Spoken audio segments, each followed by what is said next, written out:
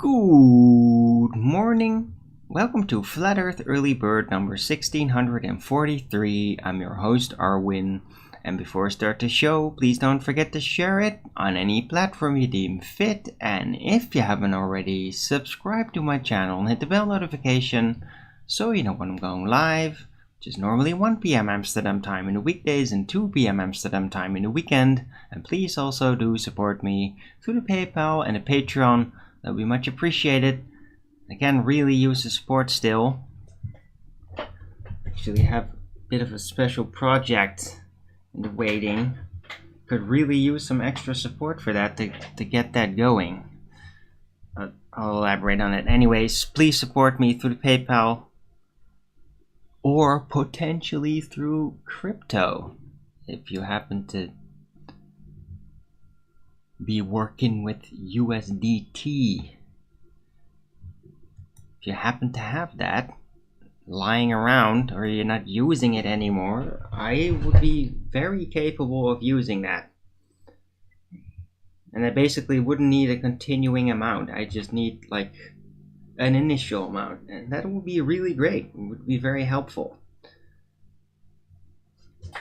Let me know, and I'll give you the wallet data. Right. Yeah, you can email me or whatever.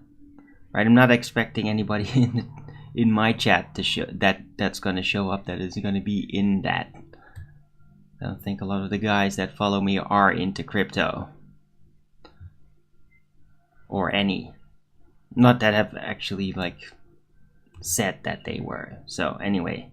But anyway, yeah, GTI is making progress. A good progress. Anyway, and the weather is brilliant today. I love it. It's like kind of a couple of clouds here and there.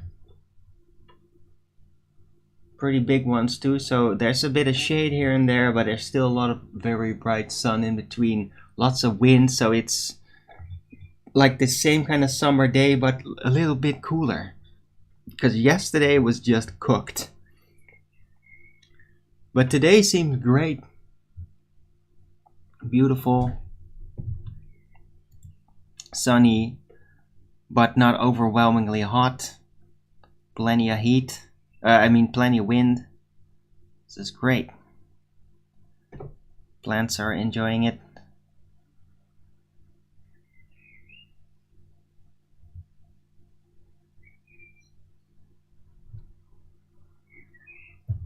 Alright. And I'm starting today completely on time. Unlike what I announced that I would do yesterday, but I mean, yeah, it wasn't super hot, so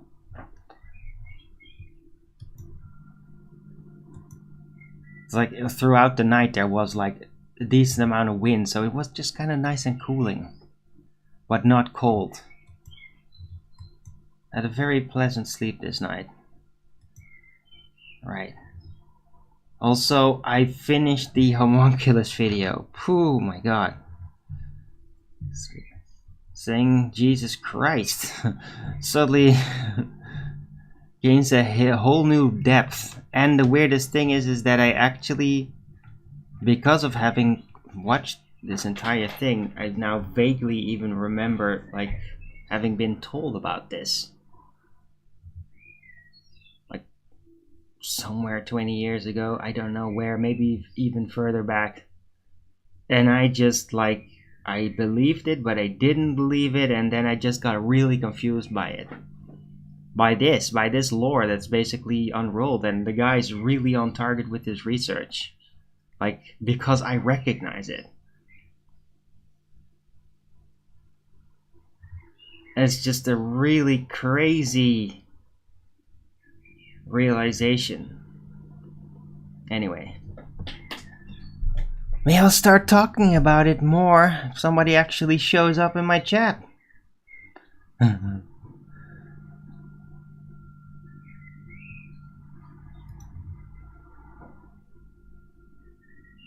Right, because it's Monday, the 26th of June 2023.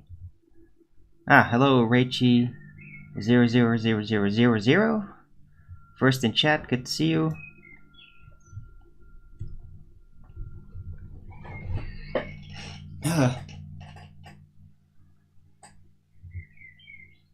There's been this. Oh, hey, dragonfly. Cool. But there's this thing that usually I expect that to see that around in April or in late April, May. But there's like these really big bugs, and they won't sit still long enough for me to even see exactly what they are. Like, they could be like really big beetles or really big slightly different bumblebees, but I think they're probably beetles, like as big as bumblebees, and they're not the typical type of May beetle because you can really see their shape. But I don't know, maybe they were. It's in the evening and they come flying around here. It's like it's like a joyous event. They spread a lot of positive vibes for some reason. So maybe they were May, what we would call in the Netherlands May beetles. But then they're very late. But I love it when those things go flying around. Like, they're huge, like big helicopters, and they're like clumsy and like enthusiastically like scouting the place, looking around. Hello, Richard G, good to see you. Oh, you watched 30 minutes of it? Ooh. Yeah. I can't believe I actually watched the entire thing. It's so brutally long. I think I actually fell asleep like at the last part. Because it was getting really fucking surreal. Basically about just the spirit on the other side, the dream spirit, and like how it has some kind of relation to the homunculus, and that like the homunculus could be like an animated object, that a spirit, like even a out-of-body spirit, an astral projecting spirit, can basically possess, as in take up. You can get in there with your consciousness, and like there's freaky crossroads, because that is very much reminiscent of how a lot of the Dark World experiences were for me.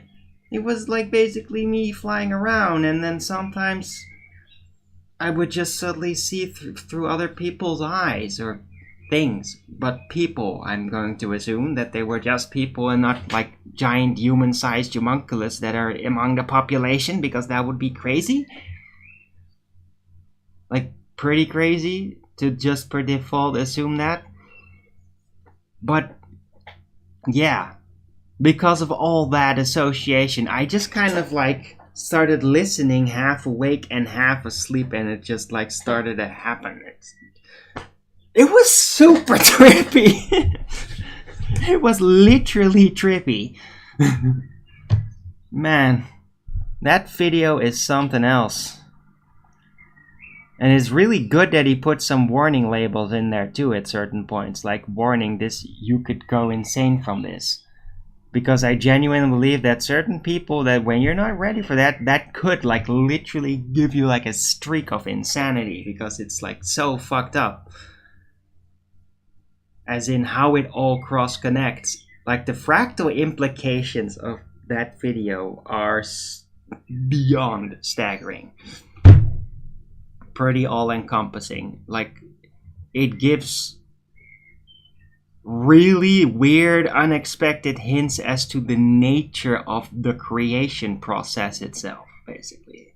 And that's what even the alchemists were kind of like pursuing. But it philosophically, it just becomes really weird and kind of Gnostic and like, but it is fascinating. Link me the video. Oh god, you haven't seen it yet? It's been out for like a month. But sure, I'll post it again. Posted it yesterday and a couple of days before. Let's see, where is it?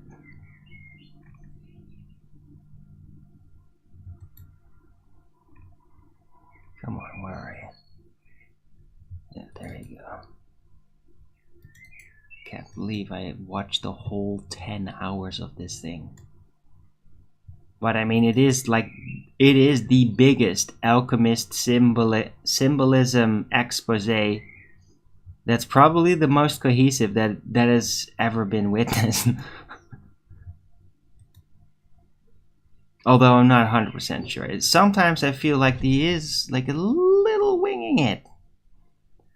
But the whole thing feels like there was a massive amount of multiple people doing very meticulous research and being very almost robotic about it, the details.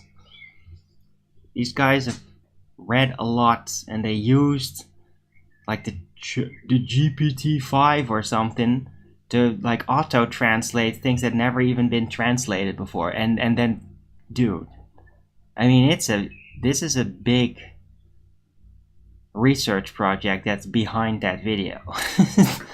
Big.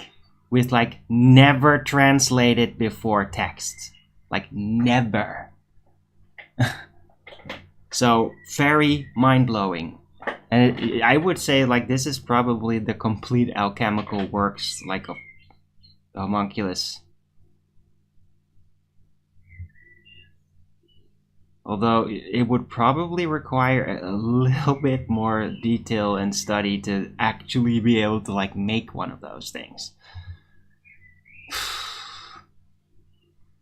And there's apparently a lot of different influences, include like that's the weird thing, is that like there's a whole section about the video that just emphasizes on like in the creation process that there's all these spiritual elements, like your vision and your senses, like they are important to the actual alchemy of what's gonna happen with it. So if you're like feeling wrong, very rough description, it fizzles.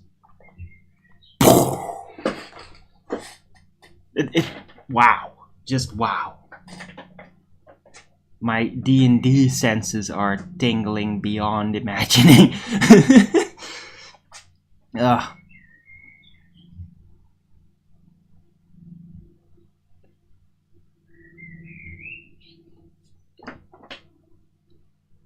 No wonder you fell asleep at the end. Nah, but I fell asleep because it was kind of late, but also because it was literally about dreaming, and like the ideas that process literally has to do with the other dude. He almost literally said the dark world, man.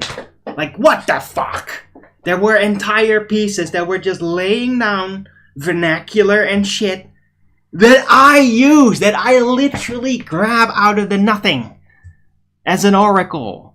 Ideas that I can't pinpoint, and he's just saying it. Like what the fuck? Spirit mechanic stuff.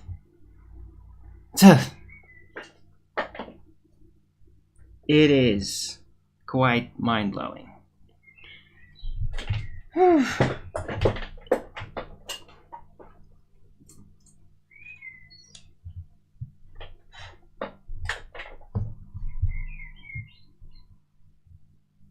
you got to the pet in mice and insects. Yeah, so freaky. That alone is just freaky as shit. But if it's more than just rumors, that's like the overall implicate. Like there's even the entropy factor is so weird.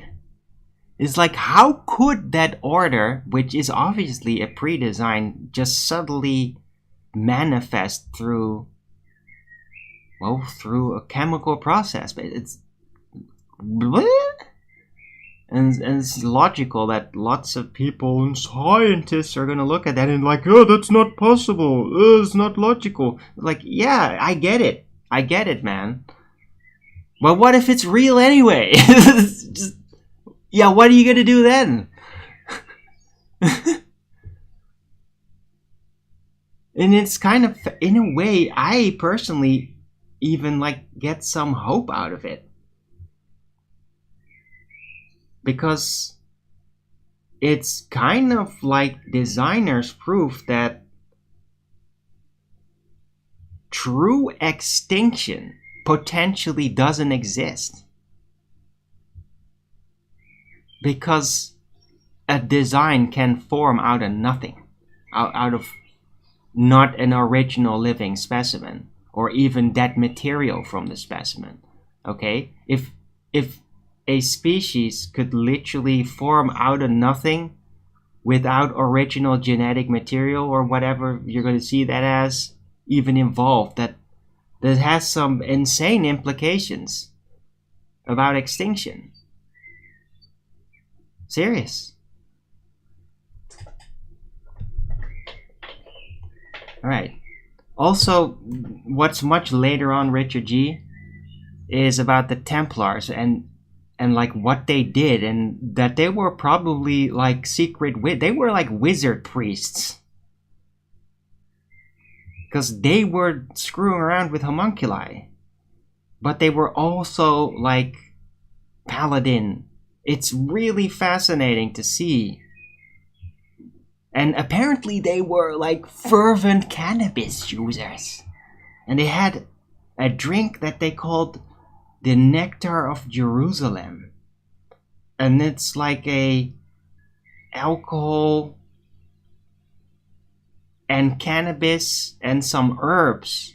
And like that really like did miraculous shit for them. Like it's, dude, like that part really fascinated me, because for me it's like, well, I guess a paladin does like marijuana then. That does make sense then. But man, I mean, there's so many parts in this video that just blow your mind completely. Just one part after another. And they stack. It does all stack. And the one thing it does show overall things is that, like, how far the world has basically, the imaginary world has reversed itself about what reality is within human culture. Like how freaking far the reversal has already gone. How many things are believed that are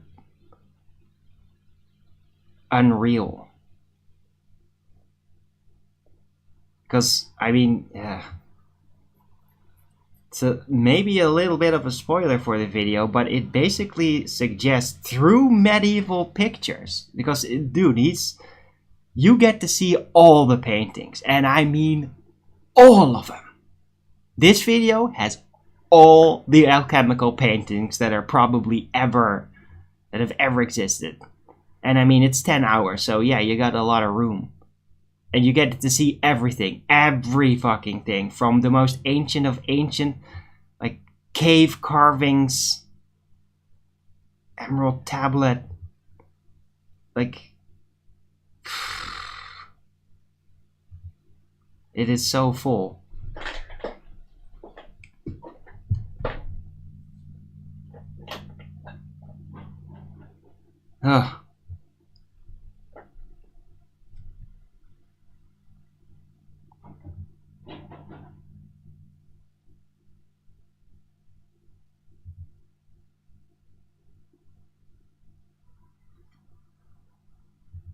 Yeah, well, Reichi, yeah. Scientists basically don't touch this stuff. But yeah, there is suggestion that basically at least certain life, because it is seems to specific to the vermin type life, insects, rats, and mice, and that such creatures, parasites.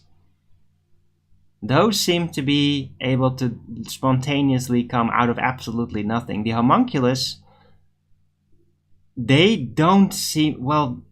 The like humanoid homunculus seem to evolve like living material, though. It's so bizarre.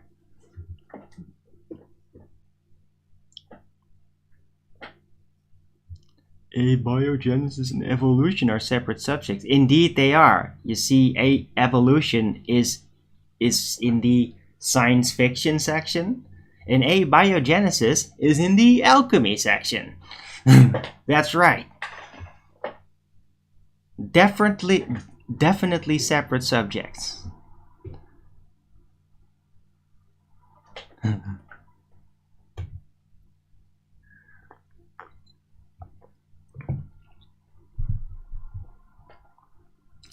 Right. But like there's suggestions, there's an idea from the guy that is making this video and study, and there's actual good reason to believe that like a lot of medieval paintings, especially Catholic, would portray like what we would figure to be Maria with baby Jesus, right? Well, here's the thing. Like you'll see that he basically says that it's probable that baby Jesus was actually not a human baby but a homunculus that Maria actually created, and that it was like a super wise being, but that effectively, yeah, she was an alchemist, or even like the first alchemist, apparently, in alchemy circles, recognized as such, and that she created it, or him, which would be like a little child that was like unnaturally brilliant and even had magical powers of healing and shit. And that is actually the origin of Jesus. And that, well, there's not even direct proof that he even became a full-grown man. And I don't know, maybe it becomes, and even from his perspective, it all kind of like becomes, there's so many different factors and different things that are getting expressed, and like formulas that are being translated. It becomes so hyper esoteric that I basically have a lot of trouble even following what he's trying to communicate there. But there's just some really bizarre, freaky implications for a lot of medieval things, and there seems to be indication, well, through this video, that a lot of these bizarre monsters, like with faces in their stomach and all that, like in their bellies or in their crotch, and that the weird creatures were actually all homunculus, and that they were all being created at that time. Also, this is something that really comes forward like throughout the video more, that there indeed was 1,000 years missing. That Christ arrived like after 1,000, what is it, 70 or something, he said. And the whole southern France connection, like, dude, this whole thing connects everything. Like, yeah, I'm not summarizing it properly. I am expressing how much my mind is blown from the whole thing. You just have to watch it, I guess. But, I mean, dude.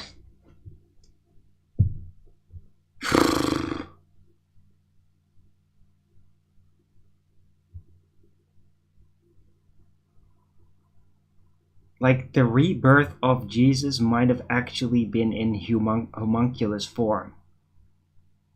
They caught his blood, which is apparently is an important ingredient.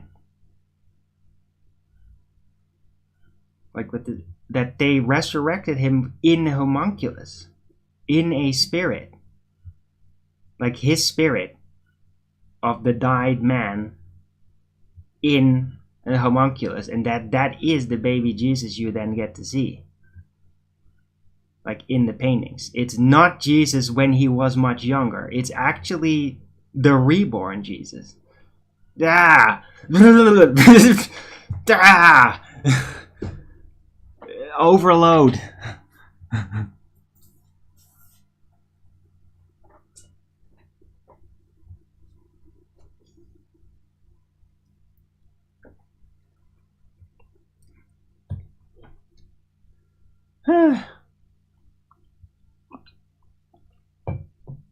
Right.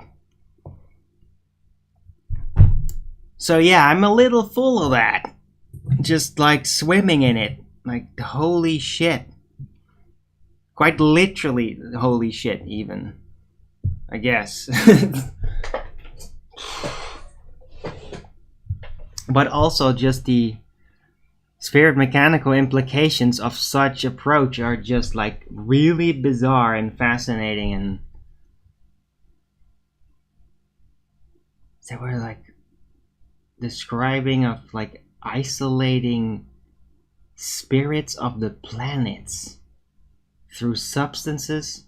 Yeah, because he used, like, he even went into the Voynich manuscript and basically gave an elaborate alchemical knowledge unleashed purely based on the pictures, because the text is literally unreadable. It's like nonsense. It's like nobody can translate, nobody understands what that language is. The cipher of it. It's really unique. But the pictures apparently reveal enough that it is a big description of creating a homunculus. It's almost like a homunculus instruction book. By using certain types of herbs and astrology, as in the moments in time, are apparently very important. It's like you have to do it like in this time period, because then the energies are different and then it works. And if you did it too soon, then those energies wouldn't be there. It would just turn to mush. That is a thing within it. Yeah.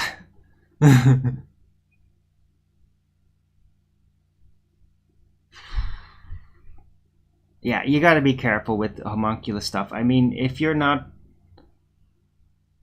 properly flexible in your mind, you're gonna be like really like confused about it, because it's like so bizarre, everything, and it's so much of so bizarre stuff.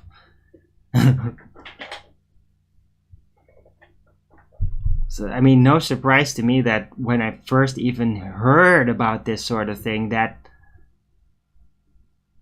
I just like didn't believe it at all, that it scared me. No wonder.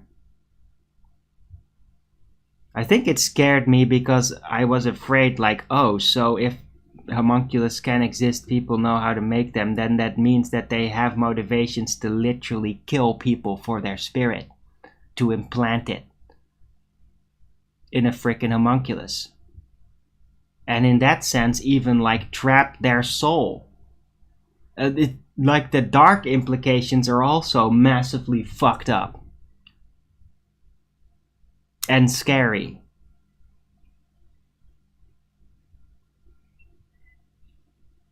I mean, it gives another sense to like selling your souls. Like if a freaking dark magician literally like asks like to trade for your soul, dude. Well, if he had this sort of knowledge that far, that could mean that they would literally then basically consider that as an agreement to take your soul and implant it in a homunculus. So, yeah, you better take that very serious. Beyond like an esoteric in the face of God symbol. Ah.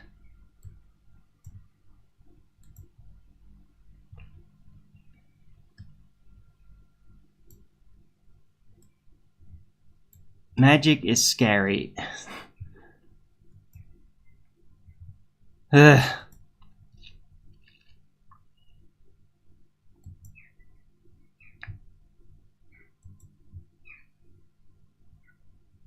Right, but logically, it would only work if somebody gave them their permission, right? Because if they didn't need to, then yeah, dark magicians would just go around and just like, your soul is mine, and just take your soul and put it in a monkey. That's not happening. Apparently, this same formula of permission is kind of essential to it. Also, I realize now that when I was much younger as a teenager, apparently dark magicians actually tried to recruit me to give up my soul to become a homunculus. I just barely escaped that.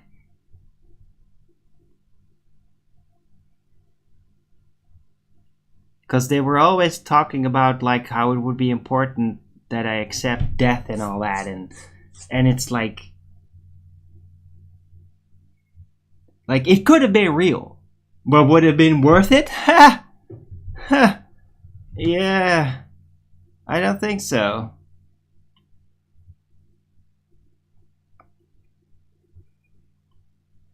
And I wonder if my Dark World visions is like a sort of like spirit prep thing, so that I was almost like a homunculus form spirit, but I didn't have a body, and so I just would astrally travel, because apparently, yeah, again, that's like a part of it. So I could imagine that if you're a witch, like a really dark freaky witch with alchemy, you could have like homunculi lying around. They would be like lifeless but not dead, and that you could astrally project in your dreams and then literally get inside of your homunculus.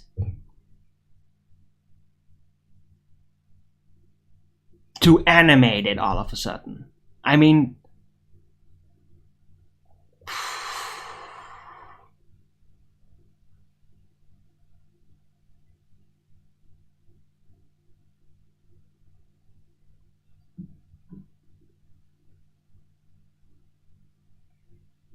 nobody has your permission? Right. Now, well, the point is about the killing part, right? Like, yeah. But I think that, like, if you have natural ability to astrally travel, you could just do that already and just even ride with people. It's like, potentially through astral traveling, if you have the talent, you could possess people even, or partially. Like, quickly get in between, say something that just those people wouldn't understand where that came from. I think that can be done by astrally projecting people. I think I might have done that, not really consciously realizing that that is what it was doing. Or rather, that it was all, or that part was actually physically real, and not just the holographic projection reality of the Dark World experience. Yeah.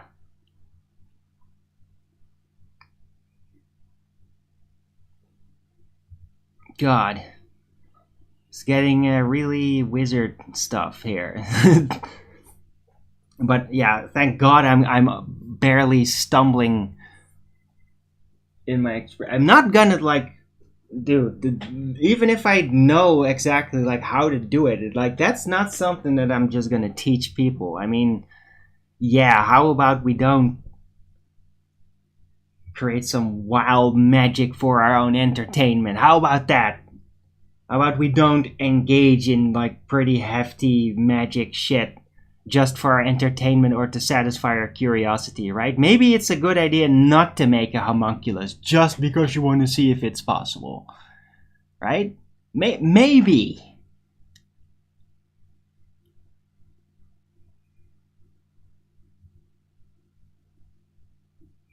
Maybe just stick to the abilities that are like logically and provably useful and good, like healing, right?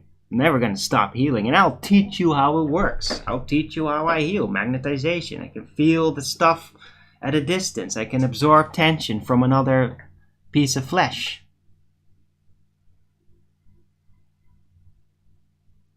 Or even an object, which is really weird.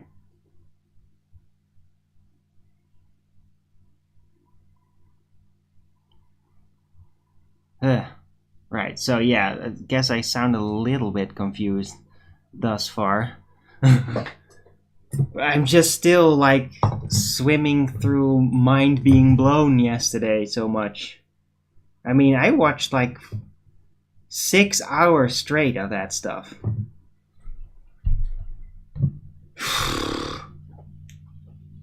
I'm gonna take some of this. Hey, Dr. Utger, good to see you. And Oz.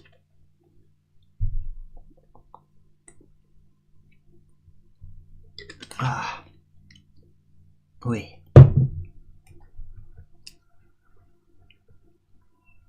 Oh, television, I missed you earlier.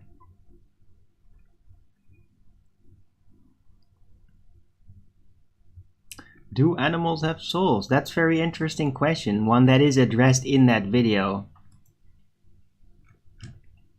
Apparently, animals have a collective soul, and this is also emphasized by Rudolf Steiner himself.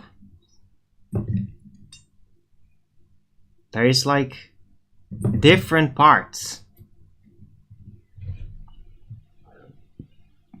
within the spirit, you could say, within the non-physical. And yeah. Like animals have a shared spirit and soul. Like they have slightly different characteristics, but yeah. It's like they have little individualities. Ugh. Okay, I'm just gonna say I don't know. I'm not the expert. I'm stuck. But there is this thing about collective spirits with animals that Rudolf Steiner brings on.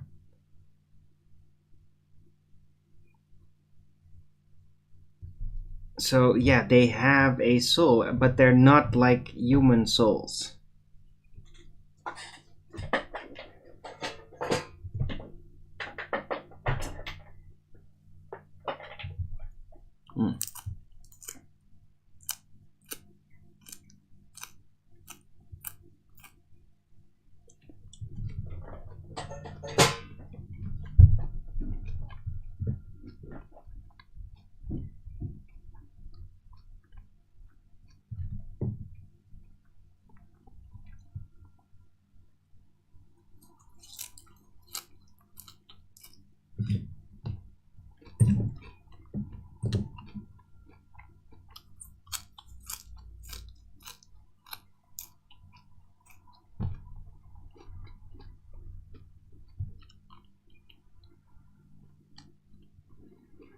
I needed that.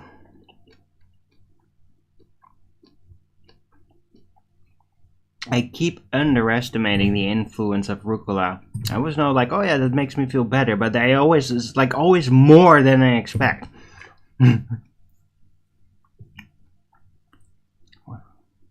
Strange discovery.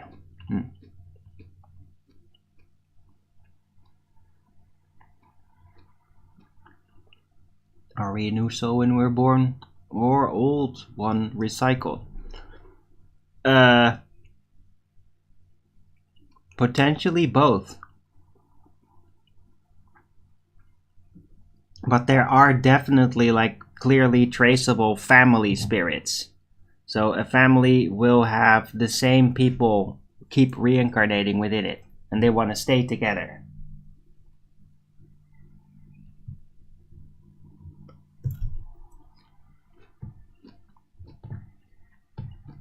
So there's a good chance that we are all old souls, and that the conception of old or young soul would rather be traced back to how consciously you are connected. And it does make sense, because I guess that empaths that are like really sensitive and wide feeling would typically be regarded as old souls. But is it because they're literally old? Or is it because they just feel more of how old they actually are, which everybody is? You know?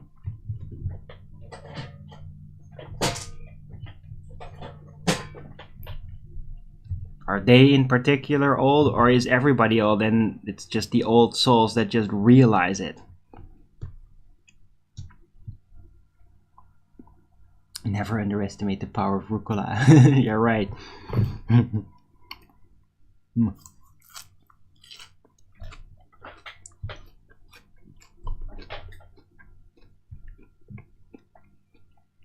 Right, but I mean, in that context, right? Remember the book of Thomas and Jesus talking about reincarnation?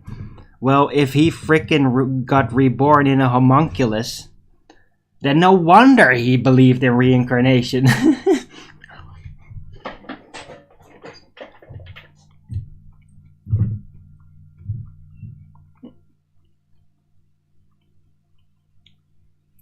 It's like a practical thing then.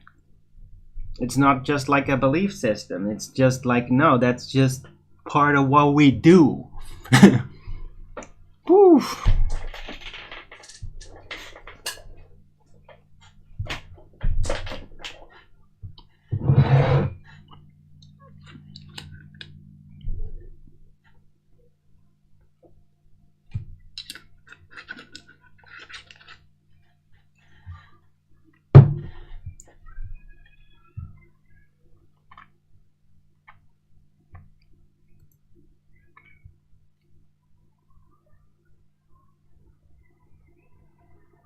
Right, anyway, hello. Yeah. Iceni Norfolk. Thanks for coming by and asking questions. How did you find my channel? I'm curious. I'm really glad to see a new person actually immediately asking good questions instead of jumping in like a troll and being like, because that's usually the new people that pop by. So I'm really happy to see somebody that actually just immediately asking good questions. Welcome. But I would like to know, how did you actually find me? Did you find me through the D live stream? Because I showed up there a couple of days ago on Walt Hex channel in D live with a lot of German and Nordic music stuff and all that.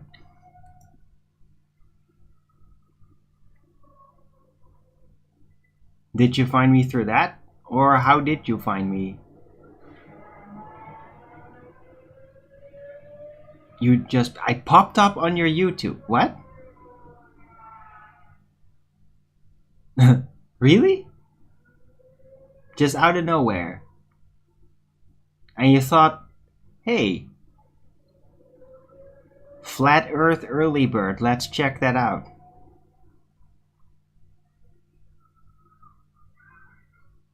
So you never even heard of me before, but you went for the Flat Earth. So I take it that you were already into Flat Earth before before you found me?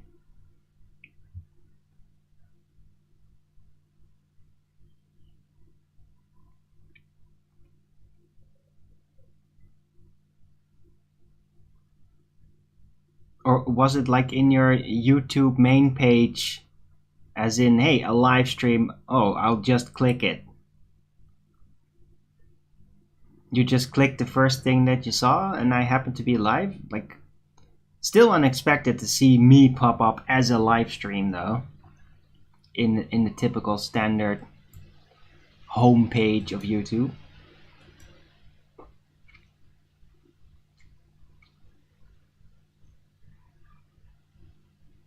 Hey, Flatter Sage, good to see you.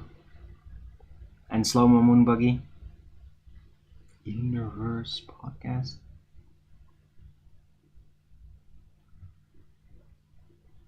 It was okay. Okay. That does not sound very riveting.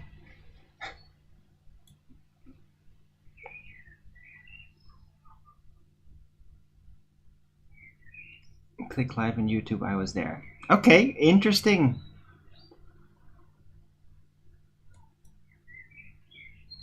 But I take it that you are, then you have no objections to Flat Earth, since Flat Earth is directly in the title, always, of my show. So you don't have any Flat Earth allergies, I take it? I'm starting to pop up. Oh, finally! They're finally unleashing me. Maybe it's because I've been so freaking outspoken against, like, Christ, Trinity chanting and all that. Could it be? I don't know.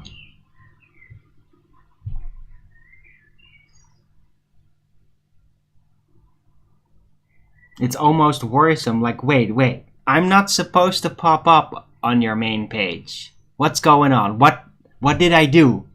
It's almost to me like, hey, wait, I popped up on the main, that's something wrong. What did I do wrong? What did I do to suddenly deserve to pop on the main page? I'm not a sinner. Okay, I didn't mean to. I'm sorry. Please censor me again. Like, I'm the good guy. I deserve to be censored. I talk about real things. Don't recommend me now, YouTube. What's going on here?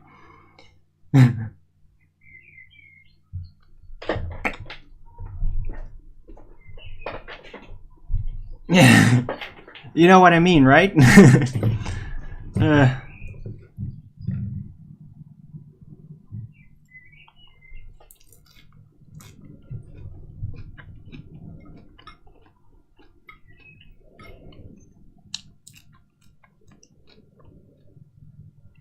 It's not censored or hidden on YouTube. Yeah, but it kind of is, though. Yeah, it's not hidden, but it doesn't show up in the results. 105035. Yeah. It is effectively censorship because you don't find it. When you search for Flat Earth, you don't get the Flat Earthers. Yeah. You get the anti-Flat Earthers talking about Flat Earthers. That's censorship. Yeah. And when they don't show up in recommended list, that's also censorship. Now, you have to really know what you're looking for, find a specific name, and then prepare to do some scrolling in the search results until you find the real thing. You have to know what you're looking for, because you're not gonna get it at the top of the list. That's censorship. And it's openly. They're doing that openly. They could ban you if they wanted to. Based on what? I'm not violating their policies.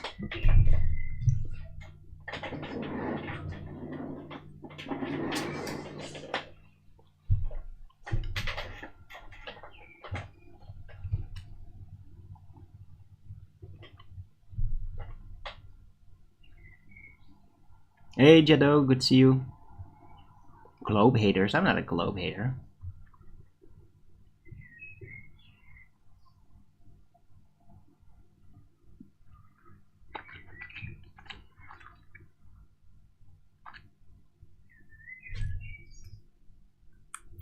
I don't hate the globe. It's just not true, that's all.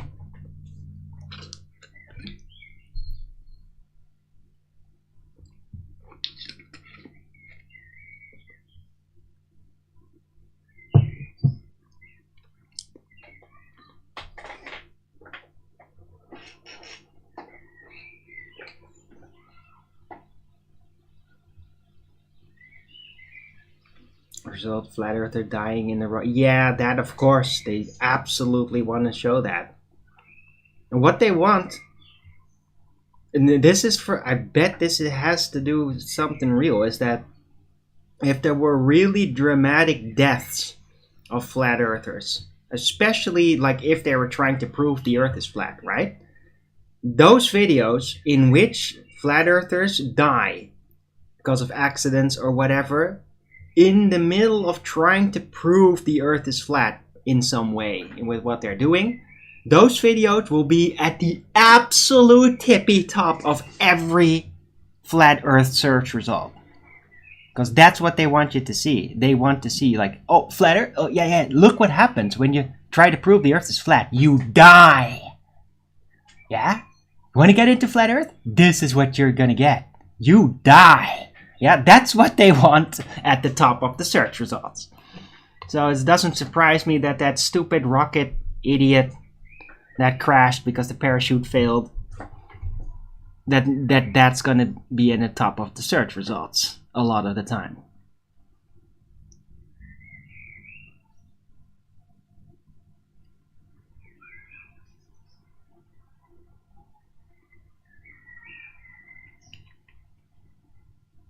Right, they just want to give us the Darwin Award. They want more Darwin Awards of flat earthers, and then they put that into like a Hall of Fame.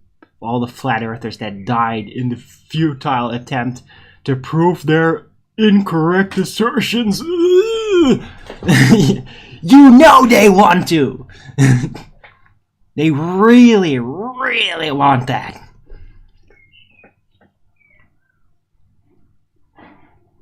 Yeah.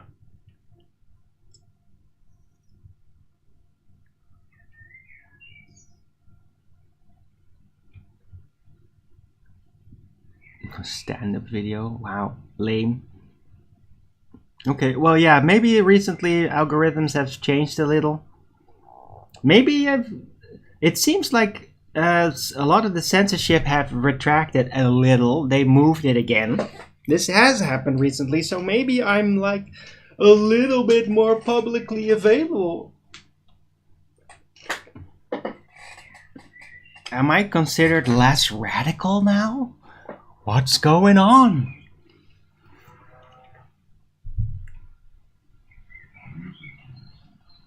What made me start my FE channel? My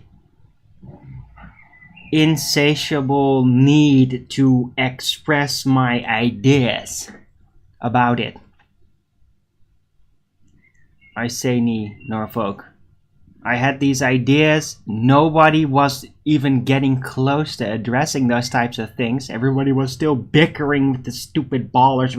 Like, where's the sun? Where's the sun? Oh, it's super far away. No, it's over a disc. And I'm like, it's freaking holographic, dude. It's holographic. It doesn't have a location. It's a hologram. And that's my ideas in 2015, 16. And that's the reason I literally started my own show. It's like, okay, you're gonna get the magical version that now sounds really out there and crazy, but in 10 years, you're all going to say this because it's real. And that's how I presented it. It's like, welcome to the real world. You thought all this shit? Yeah. Guess what? Everything is completely different from what you thought. Yeah? The Celestials are holographic. They don't have a position. Earth is not a disk. It's freaking looping. There's no endless amount of room everywhere. Like, we don't know how the loop is. There might be the opening and closing of the loop towards all the realm sections. I mean, anybody out there ever talked about that before me? No. So yeah, I had to talk about that. It's like, I have to do that. It's like, it's the proof that I'm not completely intellectually useless. That I can actually figure out, discover, pioneer insights. To truly do that and not just be somebody afterward like, oh, yeah, of course we knew it was that. Oh, like every fucking body else in the world and all the stupid ass media parrots. Oh, of course we knew this and that. Oh, of course we knew the medical procedures actually were really bad. Oh yeah, that's why you all recommended it at the time. Yeah. I don't do that. Yeah, in 2020, I was yelling at the camera, viruses don't exist! Yeah? That was me in 2020. Not 2023 afterward, after I've said, oh no, you might need to do that. Don't want to lose your job. Yeah, no, that wasn't me. I was the one that was saying, take your shot and die then. You want it so much? Well, take it and die. Remember all that?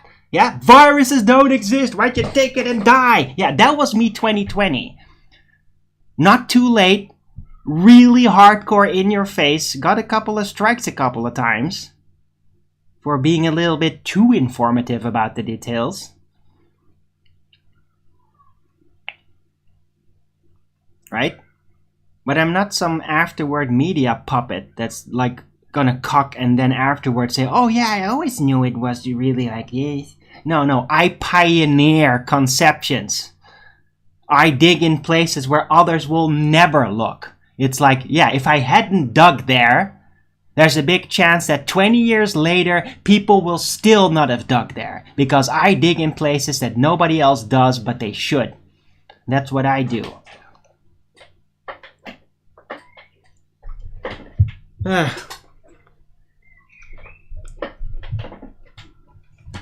Yeah, Tarot, I know. Hilarious, wasn't it? Yeah, it was a good show, that one. And fully on YouTube. It's pretty remarkable that YouTube even just allowed that to sit there. And Owen was very mild with his swearing. Didn't get all typical. Now they changed it to suddenly unexpected. Yeah.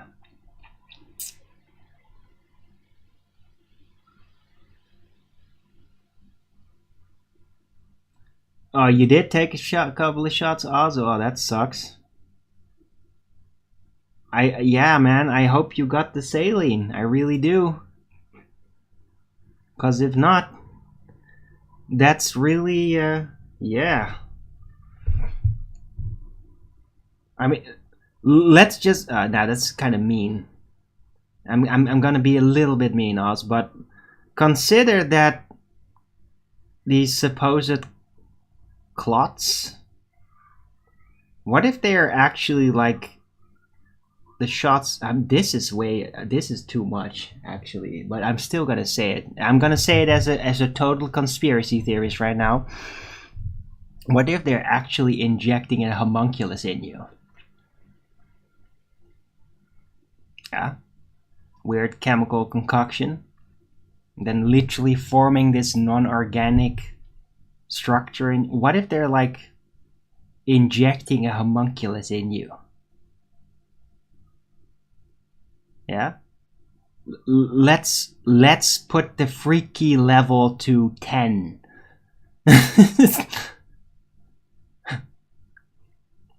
Right? I mean, yeah, let a homunculus grow in your veins, and then if there's enough of it, then it might even have a spirit that could literally override your spirit. What have people been reporting about? People that have taken the shots, they seem to be like autopiloting, like they're somebody else, they're controlling. All these rumors, and they're really nothing but rumors, but I mean, if there is even some truth to that, well then maybe, you know?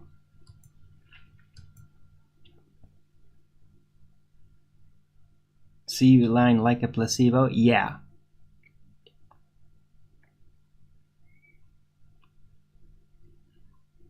I bet there's better proof for that than the globe. Yeah.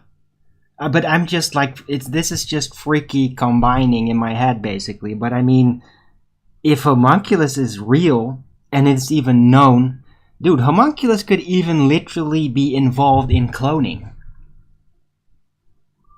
Involved with.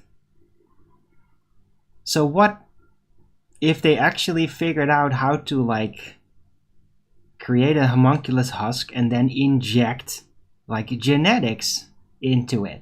So they have like a husk. I mean, this is literally in cloning tech. You have a husk, then you insert the blueprint, and then it all adapts to that blueprint. It's like it sets its genetic to that. But what was that thing that didn't have genetic? Is that a homunculus? I mean, mine doesn't stop blowing, guys. What if cloning is actually partially using a homunculus system? Or it might become that. Maybe it isn't yet. Maybe it will become that. I mean, if homunculus creation is real, then it could be used. And maybe they are already using it. I mean, alchemy is an old knowledge. Kept secret for a very long time for very good reason. But, I mean, there's no reason to believe that it literally went away. It probably didn't go away. There's probably entire groups of people that have been created like Homunculus that were never informed that that's the case. They just are. And they just seem exactly like humans. They may be just fully humans, but originally Homunculus created. It's like, your great-great-great-grandma might have been a homunculus. My great-great-great-great-grandma might have been a homunculus. Maybe every fucking body's great-great-great-great-great-great-grandma was a homunculus. And it was just not really... It's like, oh, gigantic, savage genocide, or like everybody died in a gigantic disaster. Quickly, we have to somehow put people back to try to restore this. Okay, let's spawn like 50,000 people in eggs, like homunculus, and let's repopulate it with them, and you can all raise them from the start and train them, and they're all just humans, and they think like, yeah, we're humans. We grew up to be humans. Yeah, we lost our parents because of a war or something, but we survived. But maybe that they weren't orphans. Maybe they were literally homunculus. That they were a restocking program.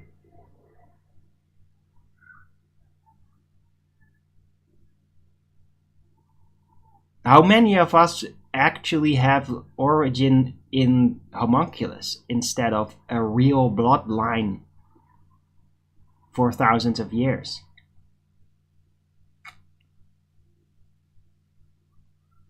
Because if a homunculus can literally be transformed into like a fully genetic human and all that, then yeah, who's to say, you know? Is there some kind of special trait that homunculus ancestry will always leave genetically or something? Is there something that could be like, oh, let's sample, oh, no, you got homunculus in your ancestry, right? Like that. Or like, oh, no, definitely no homunculus. Oh, this is actually an original species. Ooh. I don't know if that exists. I don't know. I have no idea. This is all really new.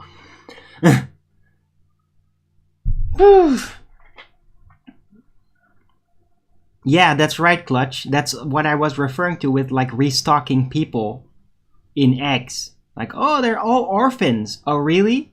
Or were they literally spawned to restock?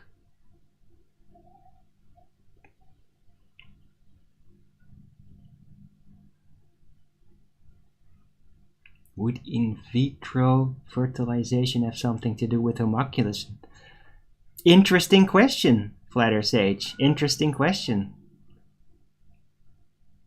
But I think that probably not, since that's an actual egg cell and a sperm cell. It's just an artificial form of fertilization. So both it is basically like extra bodily reproduction. So I don't think there's like a husk being or something that's then inserted with the genetic. It's not how that works. They actually take an actual egg cell, an actual sperm cell, and then basically make them fuse, providing the right circumstances to like properly encourage that to happen in a laboratory, and then they reimplant it. I think that is what the in vitro fertilization is, rather, not homunculus. I mean, homunculus would be more in the direction of like cloning.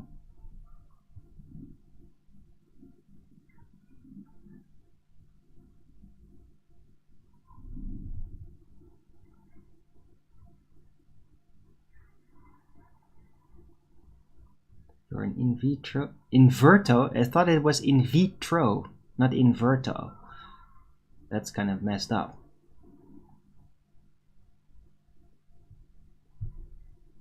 Right. But no, I don't think that makes you a homunculus, Flatter Sage. Don't worry about it. I mean, there's more of a chance that there's homunculus involvement somehow if you're like, yeah, you're actually like the clone of your grandpa or something. It's like, yeah, grandpa was about to die, but he was into alchemy, and then he like did this and basically said like, I'm going to like clone myself. You want to have my clone as your son?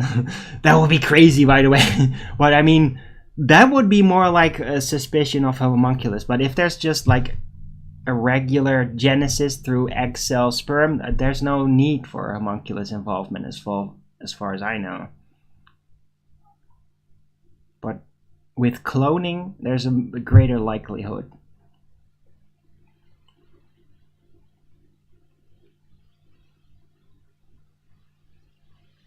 You're bad. Yeah, don't worry about it.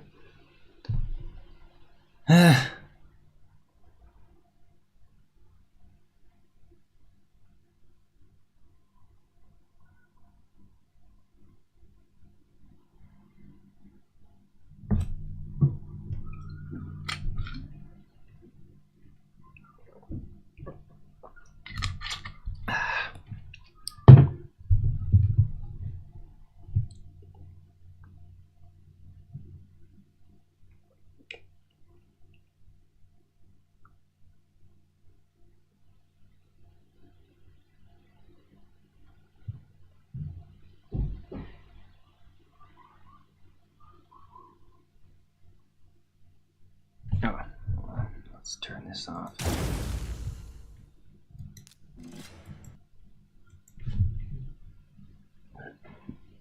Anyway, I hope you guys are enjoying the show. It's a bit crazy today. It's homunculus day.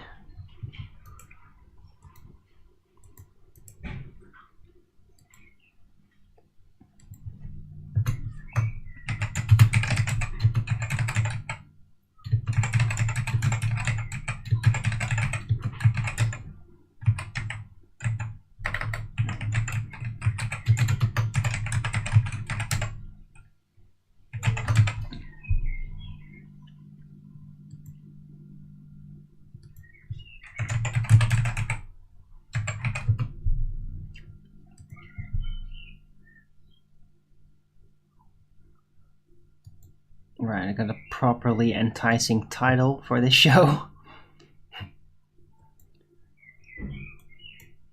Might alter it further. We'll see.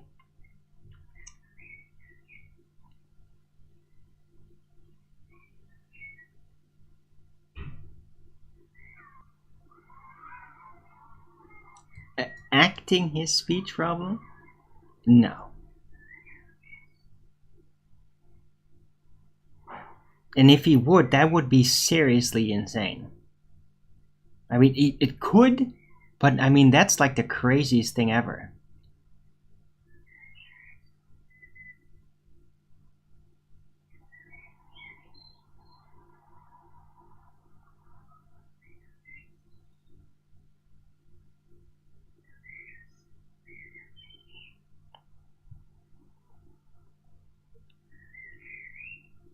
I mean, that, like, it would be really difficult to even train your voice to do that. I don't know anybody that can emulate that exactly the same way. I mean, you can, like, can do it a little, but to do it exactly like, that's so fucking difficult, man. Like, I don't think so.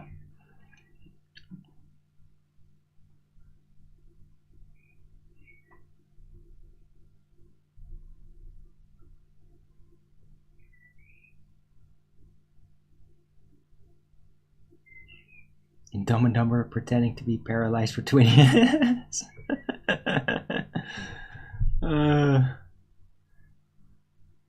Yeah, but the thing is, Tarot, in movies that might work, especially comedic movies. In reality, a lot more difficult.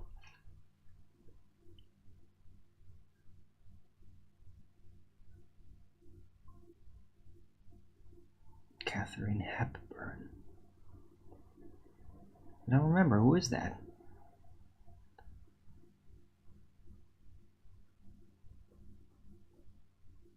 Mocking him. Yeah, but Dr. Sheev is just mocking him because he's a Kennedy. I mean, that guy's bad news, guys. I mean, yeah, he may be playing a really likable role recently, and you're even like almost sympathizing because of his weird voice. Like, aw, he's doing his best, so awesome.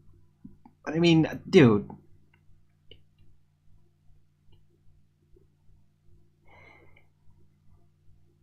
It's just gonna be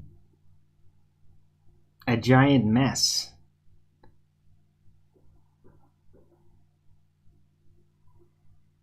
And like, I could just feel that it's with him. I can feel it about it, man.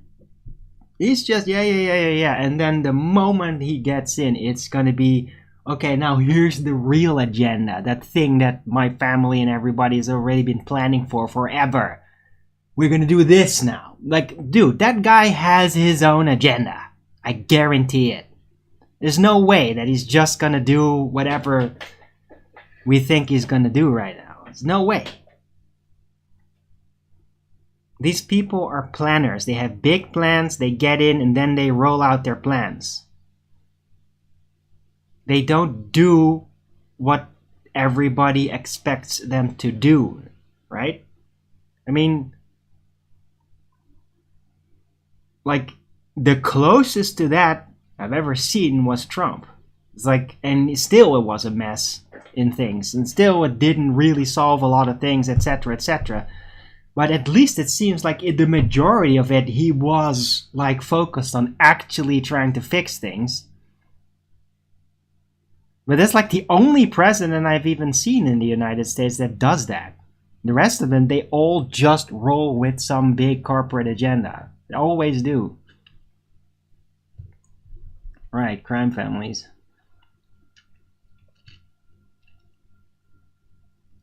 He says the RFK's voice is the devil's. Is a bit overkill, Tarot. But I mean, he is kind of playing into rumors. Why not? Why do they hide the FE? Why do you think? What do you know about Flat Earth? Isani Norfolk? What do you know about it?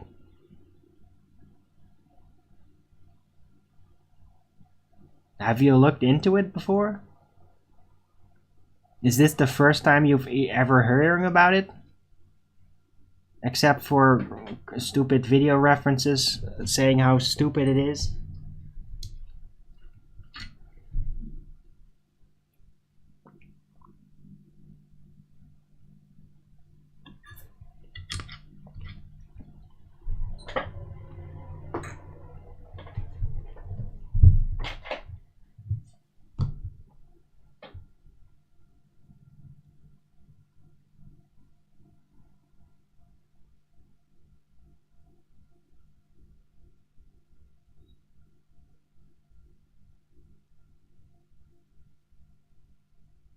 sorry if I'm probing so much, but I need to know a little bit more of a background in order to give you something that you could use. Right? Need to know what you got in order to know what I can give you. I see you, Norfolk. You cannot think of some... Right. You can't think...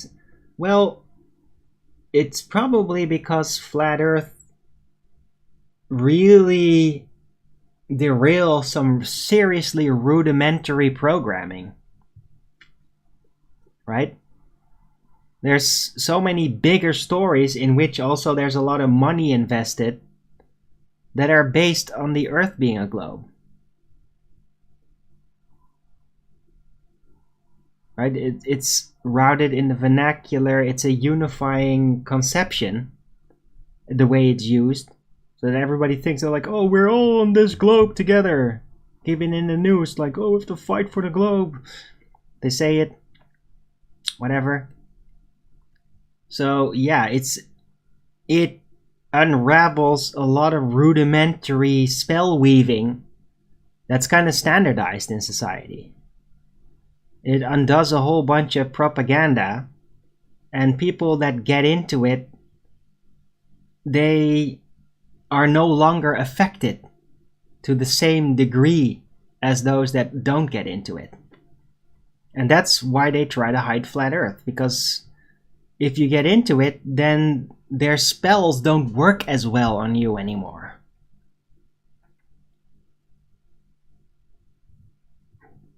So that's a reason.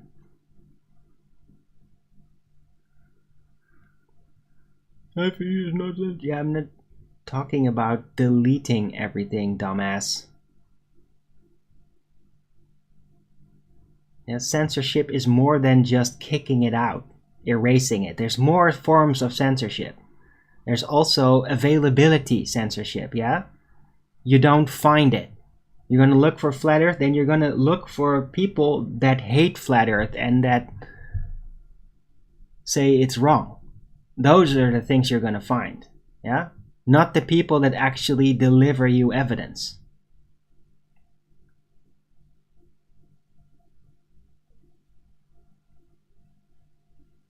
Why so rude?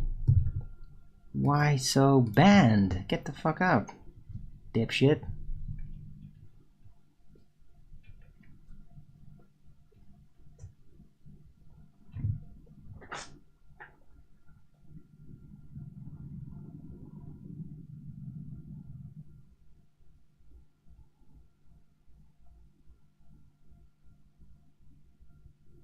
Right, they don't hide it. Yeah, they strawman it. It's like, oh, it's still there. There's still people talking about it, but they just erect thousands of times more nonsense strawman flat earthers. It's like, oh, we need people. We have jobs for you. Could you please pretend to be a retarded flat earther? You'll get a lot of money. It'll be worth it.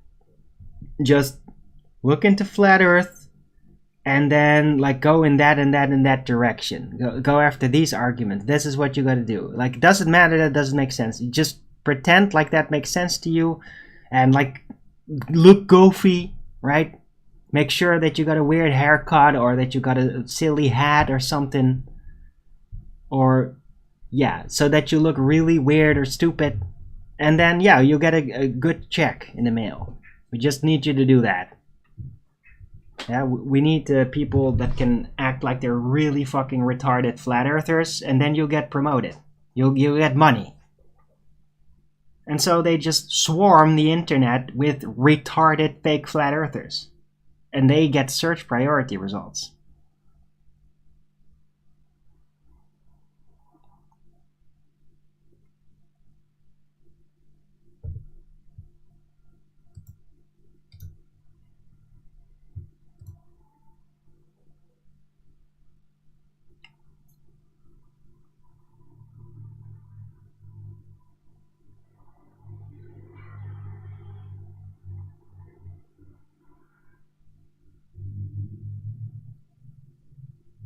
Yeah, that's right, Richard E.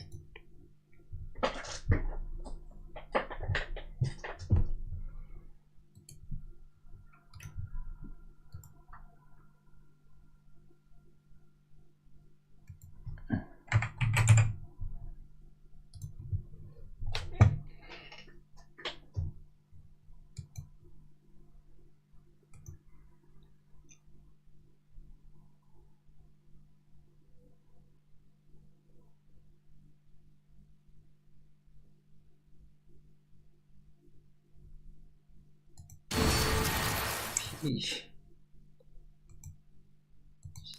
Enough with the fans already. I'll turn this off. It'll stop making so much noise. Like sounds like my computer is overheating a lot. Shouldn't be though.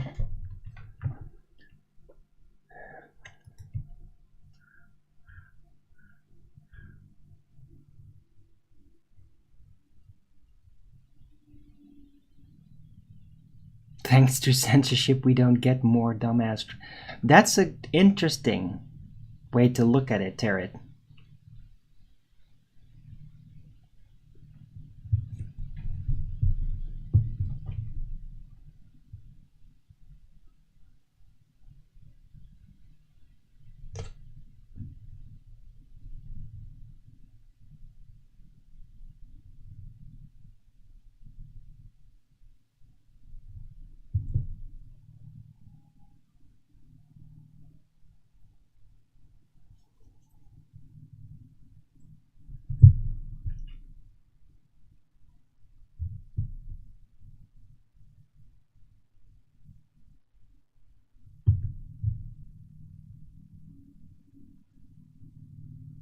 Right, so yeah, I hope that answers. I see Norfolk? Or is it Iceny? How do you pronounce that?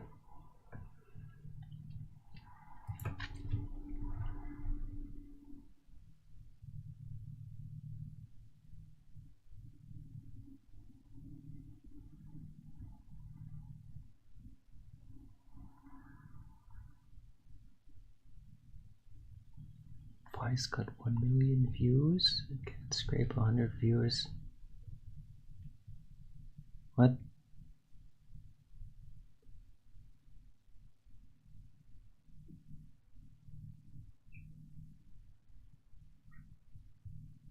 I see me. Okay. Alright. Thanks. But I don't know. Mup Easel, I don't know what you're talking about. Oh, there is a problem, and I am very certain that YouTube also takes away the view count. So they do it with votes, like measurably they do it with votes, right? Like people thumbing it up, and then they just take it away again, right? That's just like how they forcibly unsubscribe people without them realizing it. It happens a lot. It's not just my channel, it's all over the place. Lots of people complain about that. That's happening.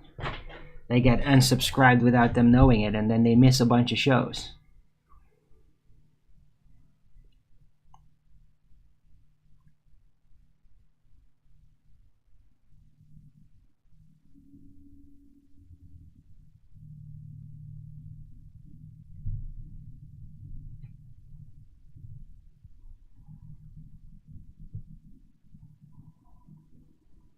Market gardening? What?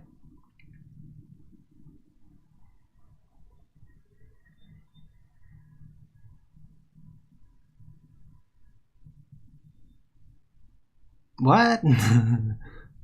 Are you sure you're gonna do that, Flatter Sage? I mean, gardening sounds cool, but I mean, you should kind of know what you're gonna do then.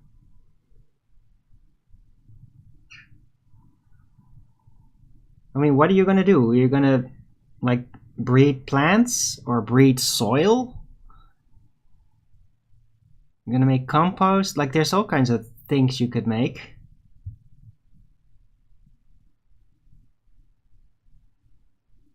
Or are you gonna be, like, a garden sculptor? Or, like, what do you want to do with it? You want to, like, be involved in food production? Or you want for decorative purposes? Aesthetics? What direction?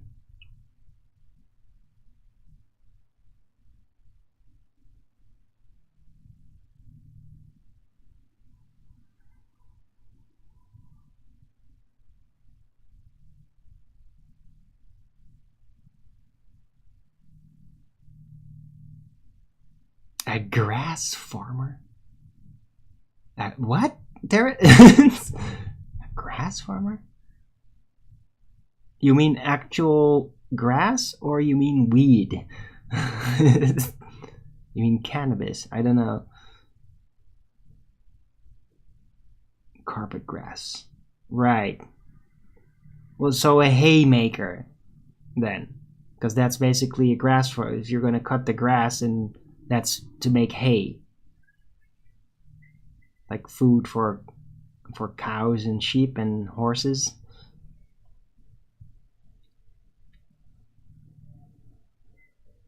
SOD. I don't know what that means, Godzilla.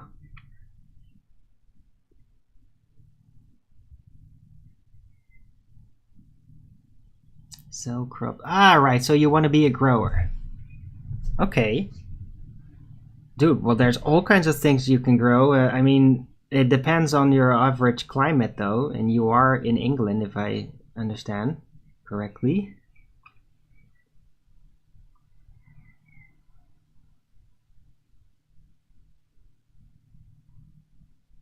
Dude, I'd go for the rucola.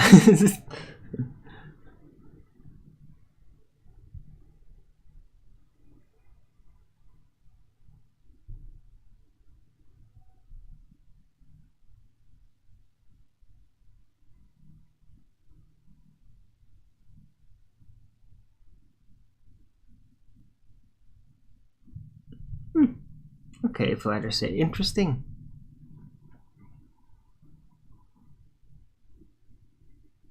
How much space do you have, though?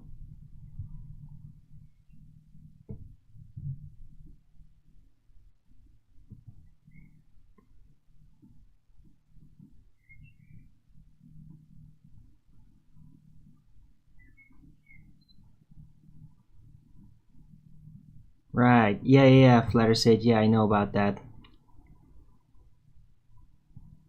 And it's in a way, it is ridiculous, because it shouldn't need to be like damaged food.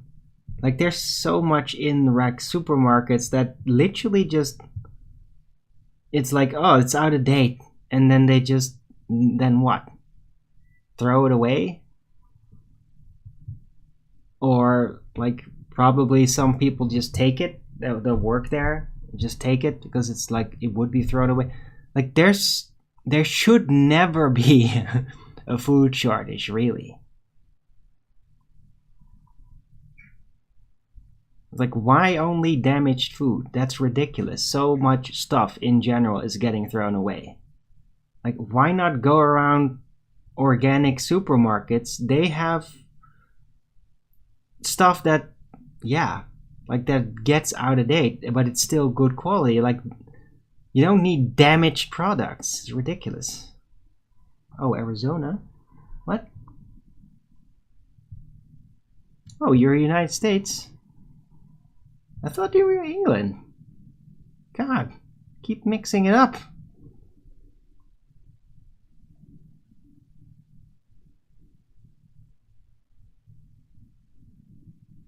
Okay, well, if you're in Arizona, then you got a heavy sun and all that. So yeah, you could go for all kinds of crops.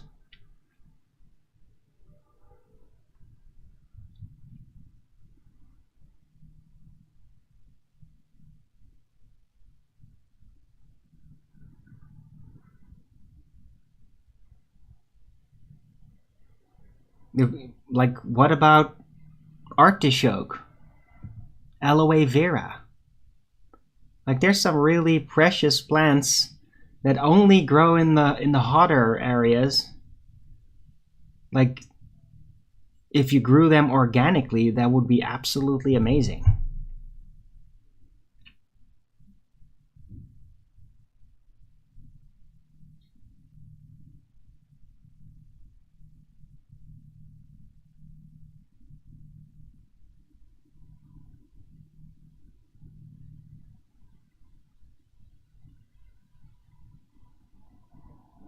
Small size homestead.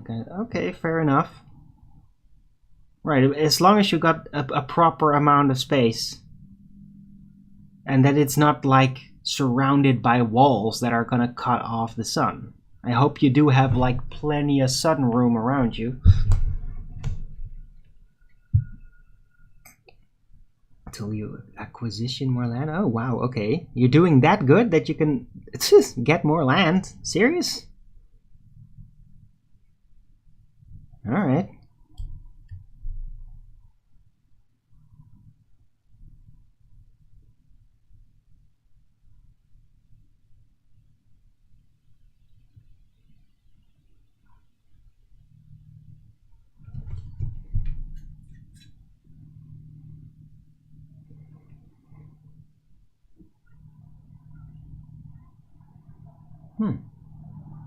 Cool.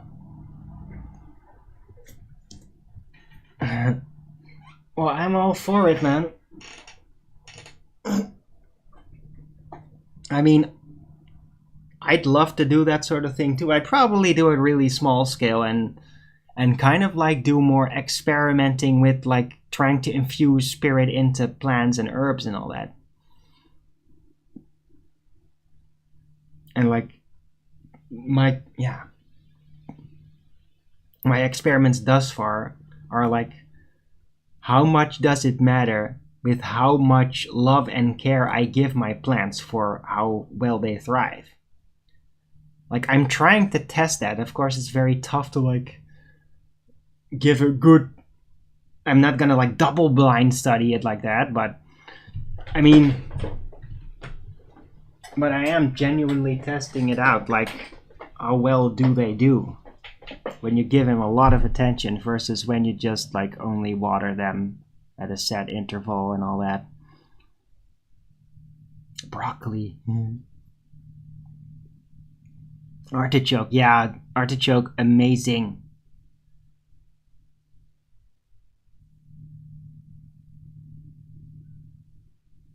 If you can grow that, that's like, artichoke is like a magical flower.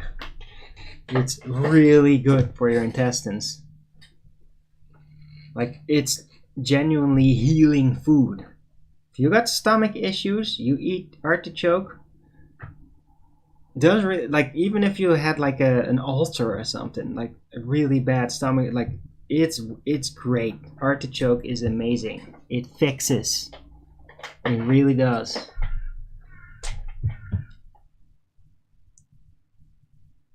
Pepperoni grapes, cool.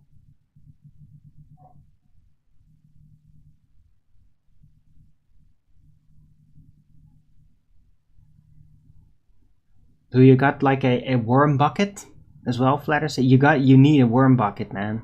If you're gonna be like a grower, you need a worm bucket. So that you can have like infinite amounts of super concentrated plant food.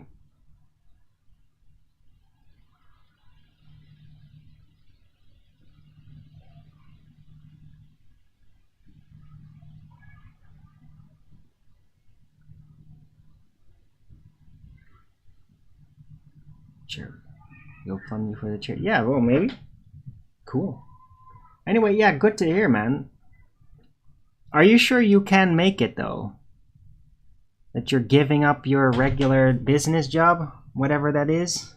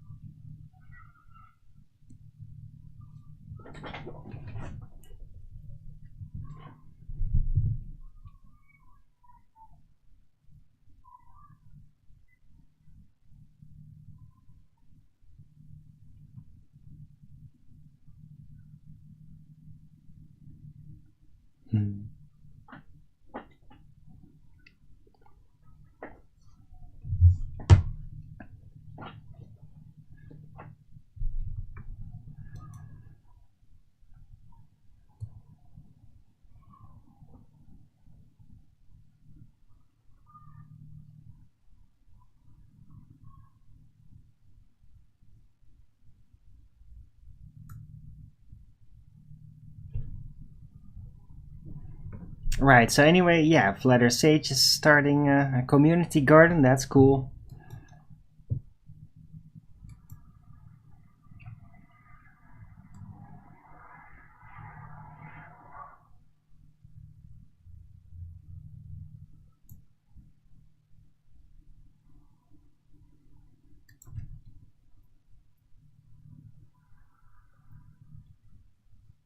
Dude, yeah, and if you're gonna go there, Flatter Sage, I would recommend you connect up with like the bears. You like, do you have like a app connection with them? Like, there's this whole community, the Beartaria app or something, because they have like a whole bunch of growers and farmers, and they do like online trade, or well, trade. They basically say like, oh, we're here, there, and then you can like trade your stuff with them. So it's not just for giving it out. You could also like get other food products through trade, and then you're not even gonna have to pay taxes for that.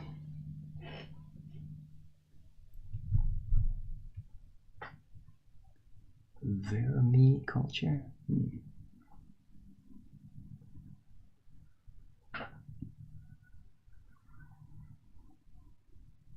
Caterpillars, yeah, but they will eat your raspberry plants though. Yeah, raspberries are super cute, but I mean the bugs love those things. The only way to really keep raspberries safe is by having them surrounded by nets, like all the time.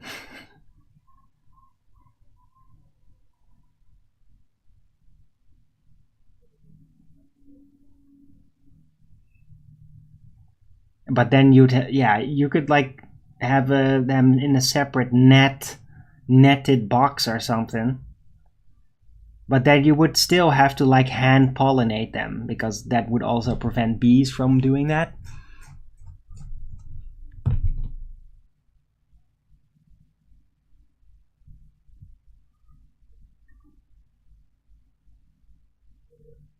Makes me feel like you have some value to society. Yes.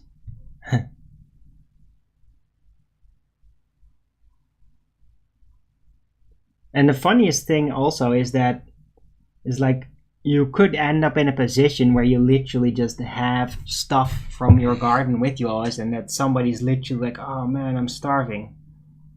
And you're just like, oh, here you go. Here, one apple, 2 apples. Just from my garden. Here, just take it. Right? Or you could like, oh, I'm having a party. And then you're like, oh, how many people you anticipate coming? Oh, okay. Well, here, you could just take like 20 of this. Because usually with people that garden, they always have surplus. You always have stuff, leftovers, things that you don't really know what to do with it. If you start freeze drying it or something, then eventually you'll run out of space to put that all in.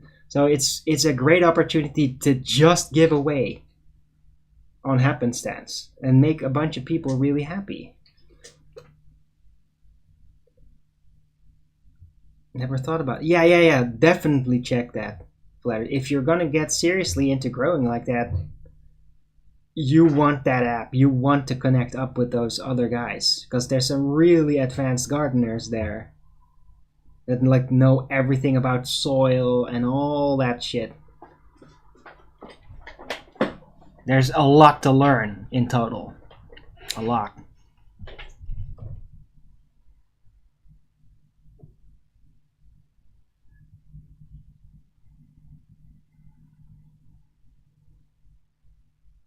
Little birds got tangled up in the nets.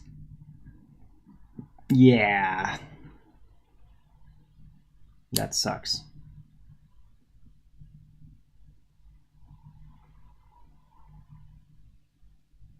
Well, instead of a net, you could basically make like a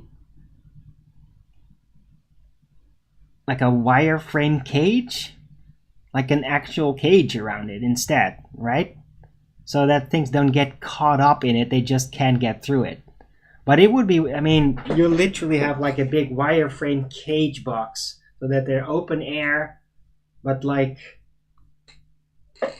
insects and birds wouldn't be able to get through it, except for the really small ones.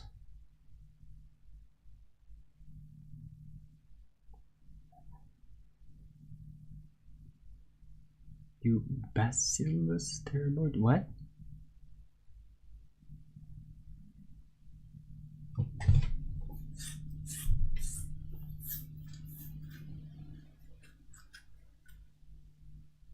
I don't know what that is.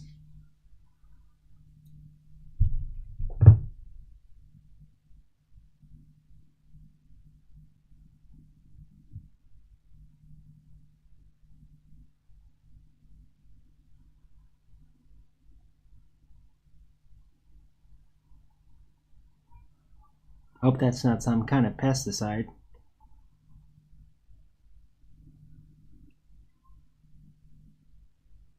Right, but I mean, if you're seriously wanting to like harvest a lot of raspberries, then you really gotta realize that it is like a really tough plant because of everything wants to eat it. Like the birds want to eat it, the bugs want to eat it, everything just like we kind of abandoned the raspberries in our old garden, and we were like, no, the raspberries are really cute, but they're just for the birds and the bees because it's just no point. We just don't want to, like, I didn't want to eat them anymore because they were always full of little worms every freaking time, and it really creeps me out.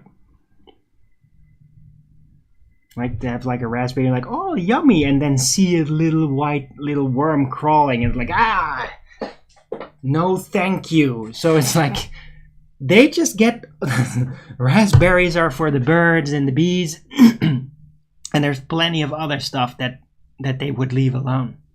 Cherries not being one of them, but like the strawberries would mostly be left alone. Like the only real danger. What the fuck?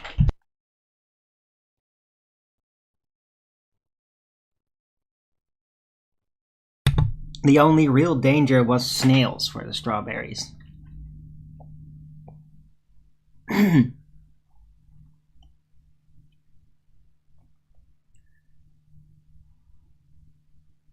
But yeah, the raspberries would always get ravaged. So if you're gonna go for raspberries and you really want that, then you like have to like get a separate greenhouse for it and just make sure that like bugs can't get in. That would, in my view, probably be the only way you could like sort of guarantee that. And then still they could sneak in, and then it's still all gone. But like raspberries are not really the most suitable for an open garden unless you want to use them to basically feed nature, to draw animals away from other fruits.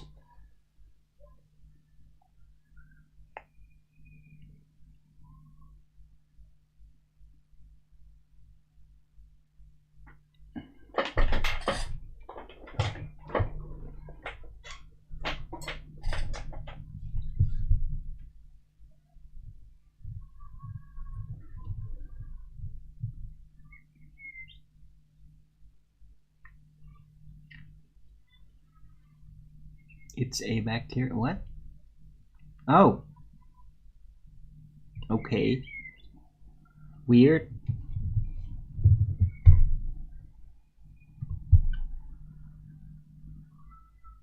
But doesn't that influence like you if you eat the raspberry? Only affects caterpillars or moths. Oh. Okay. Weird.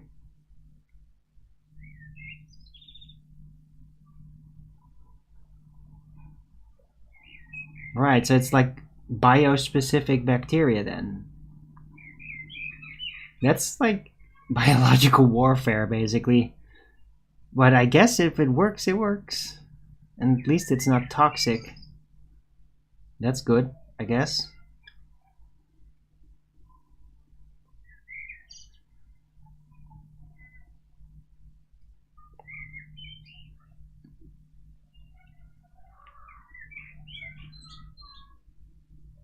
Ooh, you got a goji berry. Interesting.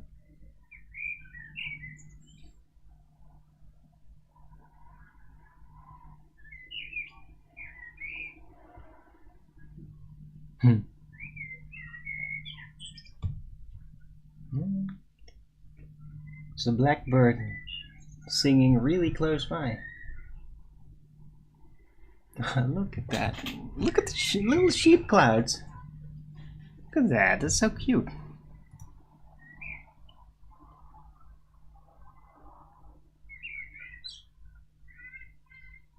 Very picturesque skies.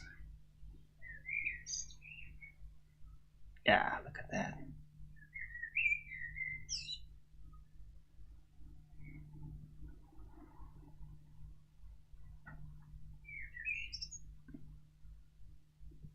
That looks pretty cool, right?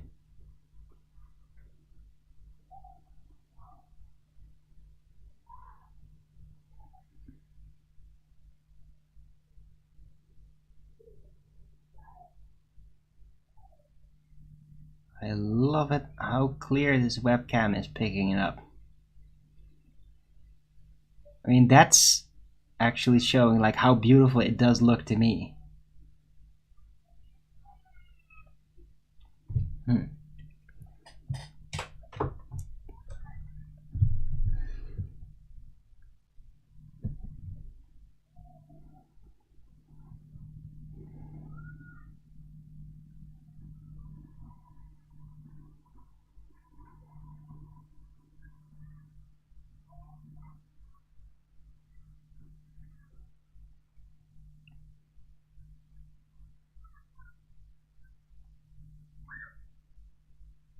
$110-degree days. Is that really hot? I don't know. The Fahrenheit system is so stupid. Just use Celsius, man.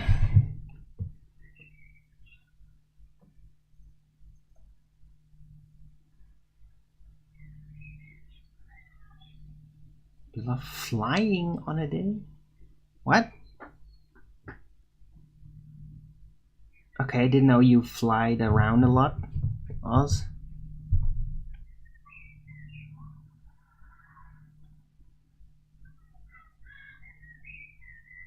Ah, right, that was super interesting about the rabies, yes. Yeah.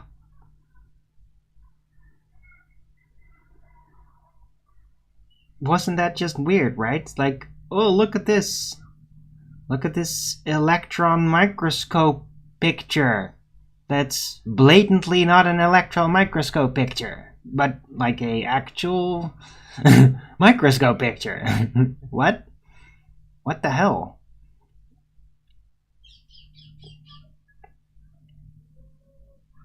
Yeah, it was interesting.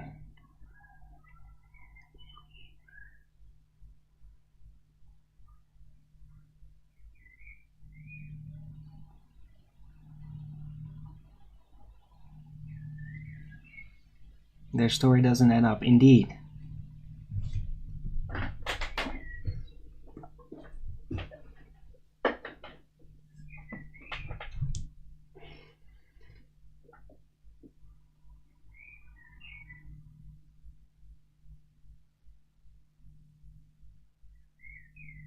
I mean, logically, like, could you even like use an electron microscope to supposedly scan this virus particle, right? Do they actually even use that?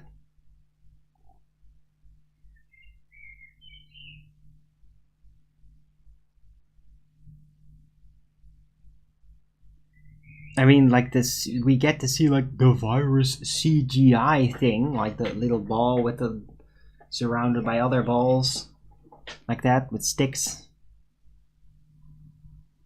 Is that originally an electron microscope pattern reading of it?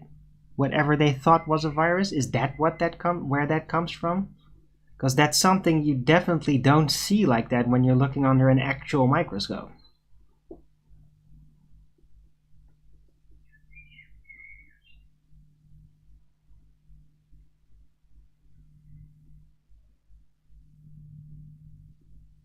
Anyway. Yeah, let's not get it back into that right now. It was interesting. This guy looks beautiful. Yeah.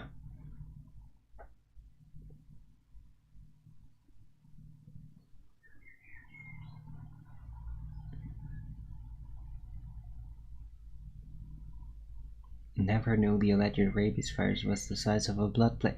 Well, according to the pictures, I didn't like literally read where they said that it was as big as that. It's just that in the example CGI, they showed it like as if it was as big as a blood platelet. I didn't like bump into anything that literally like mentioned the actual supposed size of it though. But that was just like from what they showed, it's like, oh, okay. So I guess it's as big as a blood platelet? Well, that's definitely not a virus then. Because a virus is supposed to be like infinitesimally smaller compared to a blood platelet. Like it's just a couple of atoms almost. Supposedly. What this thing was more described like a bacteria-related single cellular organism. That's what it looked like from the description and all that. And even the supposed electron microscope picture, which actually looked more like a microscope picture, even in there it looked like a typical one cellular organism thing.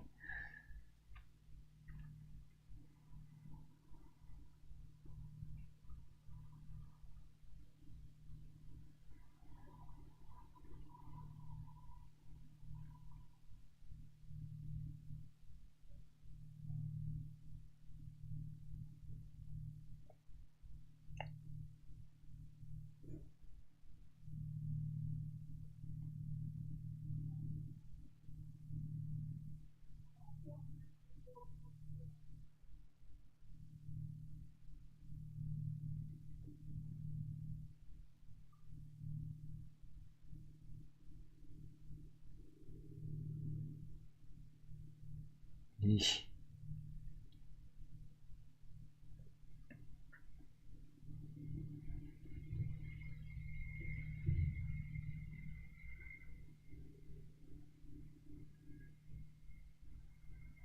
Right, anyhow, I hope you guys have been enjoying the show, because it's almost over. Man, when you're having fun, time really does fly.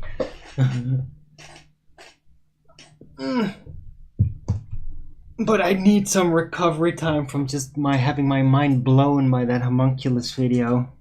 10-hour video. So much extreme stuff.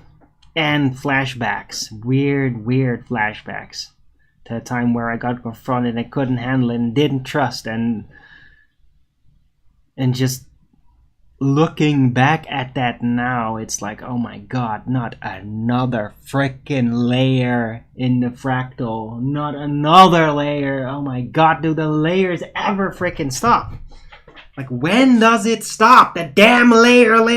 Like, it's like, how many freaking layers are there? It's driving me nuts. Does anybody actually know what the original real thing is? Like, anybody ever? God.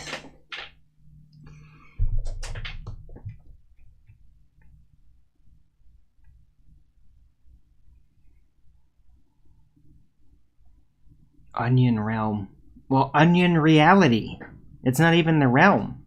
It's not physical. It's just that the informational nature. It just never stops. There's always another layer, and it's like not just another, it's like a layer that reveals that it was always there. It was always staring you in the face. You just didn't see it or didn't understand it or thought less of it. Thought that it was just something simple, different. But then it turns out it wasn't. It was a bigger connector, but you just didn't see it. And like every time another layer, and then Oh wait, there was another layer in between or over all of that. And then that changes everything. And then there's another layer, and that changes everything again. And like, for fuck's sake, man, when does this fucking end? How many times do you want to flip reality inside out before you actually get to the point? Pissed on breadcrumbs. Yeah, that's a quantum of conscious phraseology.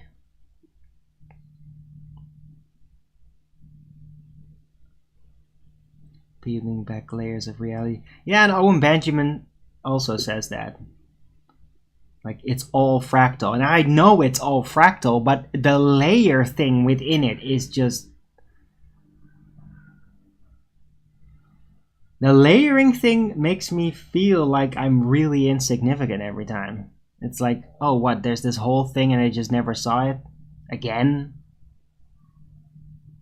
It just makes me think, like, how many... Like, what is even the percentage of cognitive assimilation from all the information I'm getting throughout my life?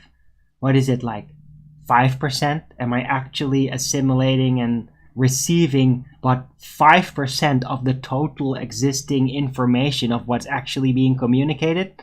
Because I just don't understand and I just don't get it.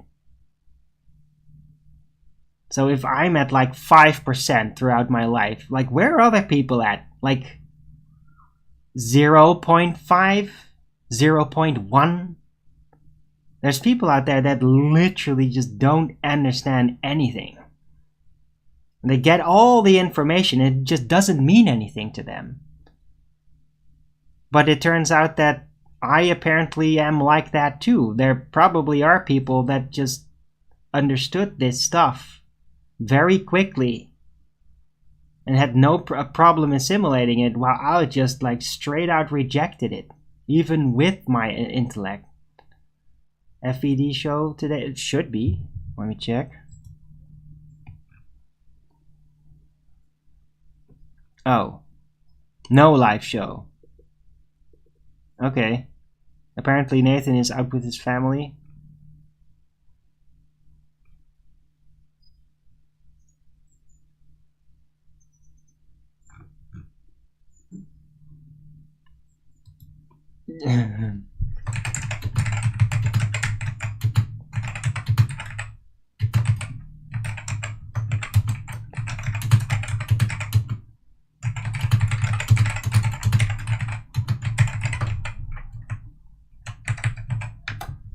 Yeah, good that you asked. Flyer Sage, there's no FED live today, apparently. So I guess I'll keep going for a bit.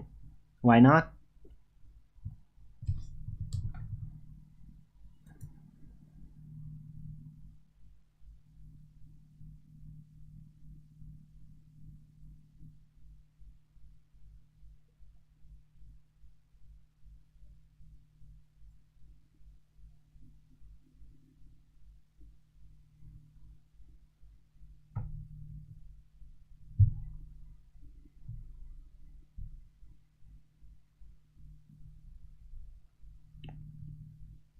Are we in overtime? Yeah, support me now through the PayPal. Yeah?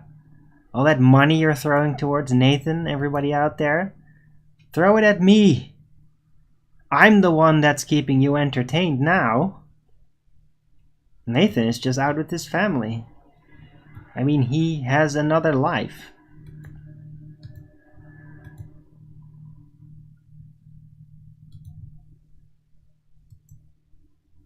It would be great to be paid for overtime. So yeah, donate to my PayPal. That would be great.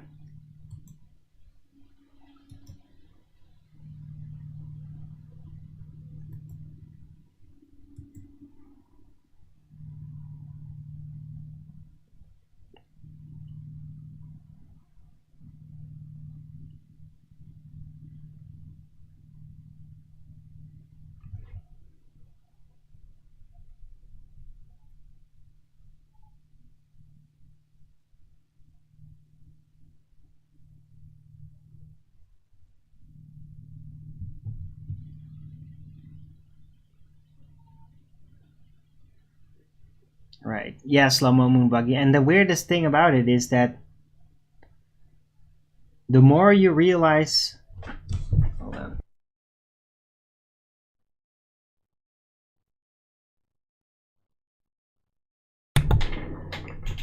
The more you realize how many of these truths are just there staring in your face, the more it just makes you feel stupid. That it's always been there, and that you now see that it was always there. And that people are like saying it, not having that in mind, and just like almost trying to unknowingly reinforce the stupid. Because they think it is the smart thing. They think they need to reinforce that because it adds on. And then you just start to see that how many people are just reinforcing stupid everywhere. Because they think they're doing the right thing. So they're doing it with good intention, but it's just wrong. And then it turns out that basically majority of what people even talk about and think about out there in the world, especially the slightly less informed people, is just mostly a giant soup of rumors. People preoccupy themselves a lot with just rumors. No checking. Just rumors. And for some people it's so bad that they don't even care whether it's true. They just care how impressive they can relay the rumor. And that's it. They don't care whether it's true or not. They just care whether they were communicating it the best of everybody. That's happening out there. I bet that's even kind of part of like the news cycle. A lot of people are just like, they're just rolling it out. They don't know whether that's really true or not.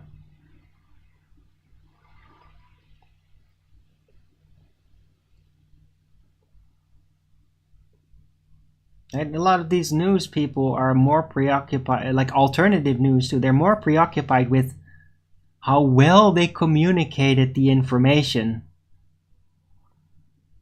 rather than being concerned with how do they know it's actually true.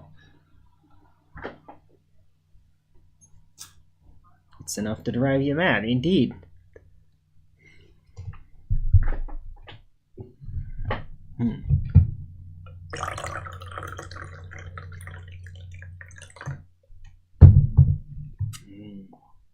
Wow. Weather looks absolutely amazing. Now these are some proper Dutch skies. For real. Yo. Check this out. Look at that.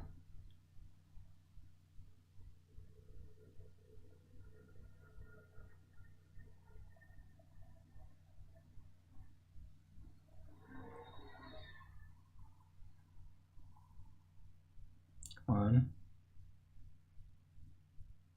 It just looks magical.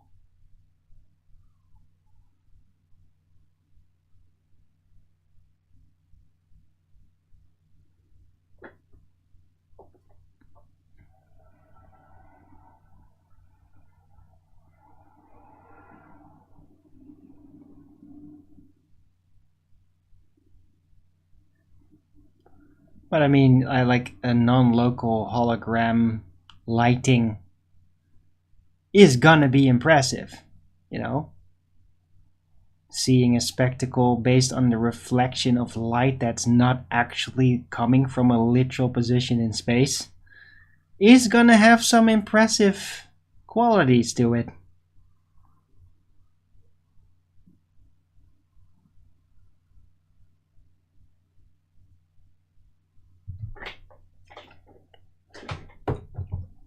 Needs more chemicals? No.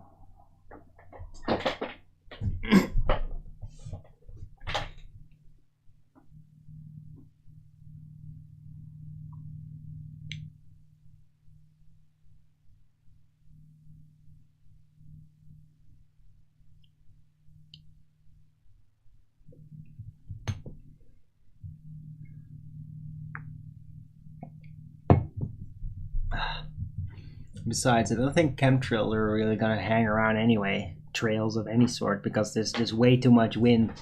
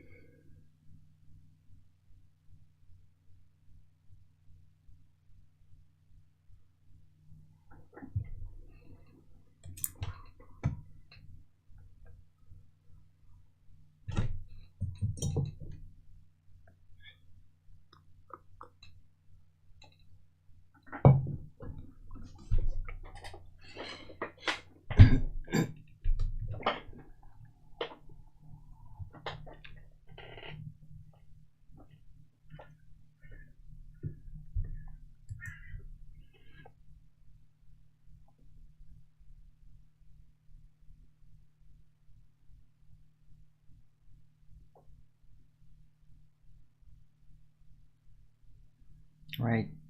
It's a funny thing, isn't it, Slow Mo Boogie? But that's,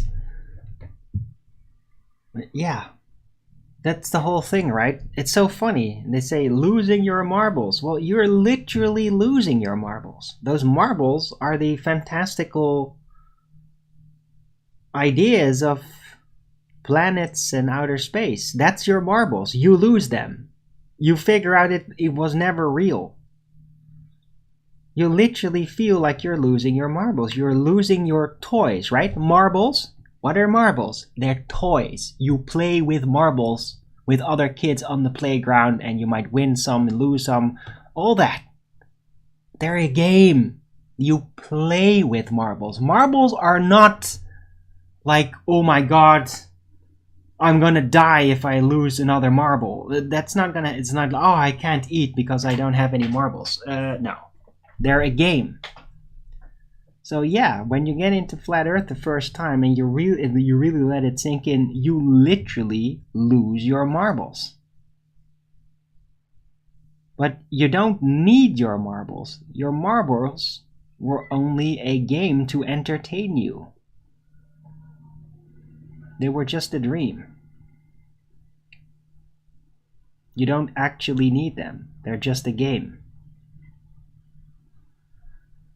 Right? Hey, what happens when you lose your marbles? Well, you start over again. You start, I don't know, you find a marble somewhere, or maybe you buy a little new bag and then you start playing again. So, I mean, losing your marble is not the end of the world. It's just the end of the globe.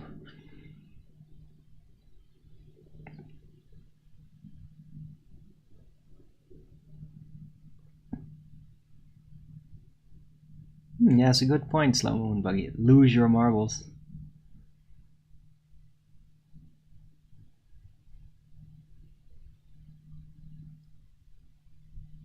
It is kind of a good name. I agree. Yeah. Arwin trademark or something. Maybe for the future. Oh, you might get back to that. It might be an interesting show title. Like for a special special separate show or something. Anime. What? Amine. I thought, like, wait. Anime is a compound used in submarines to break down CO2? Anime, no. Amine. Alright.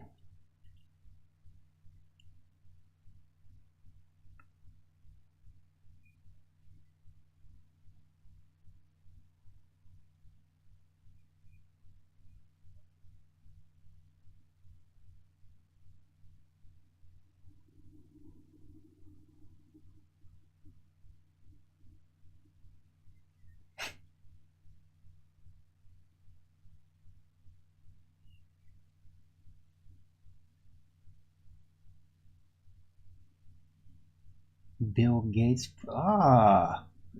Ew. That's fucked, Flatter Sage. Yeah, no, those are the new Bill Gates vaccine crops. There's supposed vaccine shit in there. I'm not even joking. I don't know, that probably wouldn't work because all of that bullshit's all fictional, but they're probably not gonna feed you.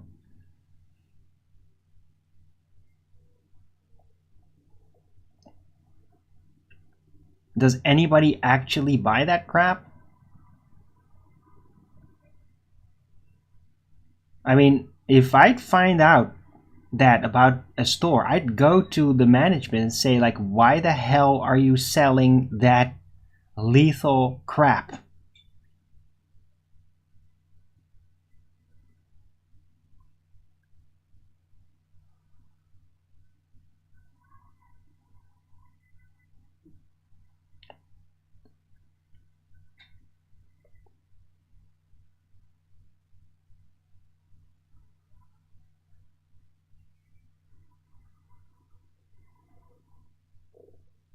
Biofilm, yeah, goody. Keeps it fresh longer. Yeah, and then what? Then you eat it. Mmm. They'll keep your intestines fresh longer too. Yeah.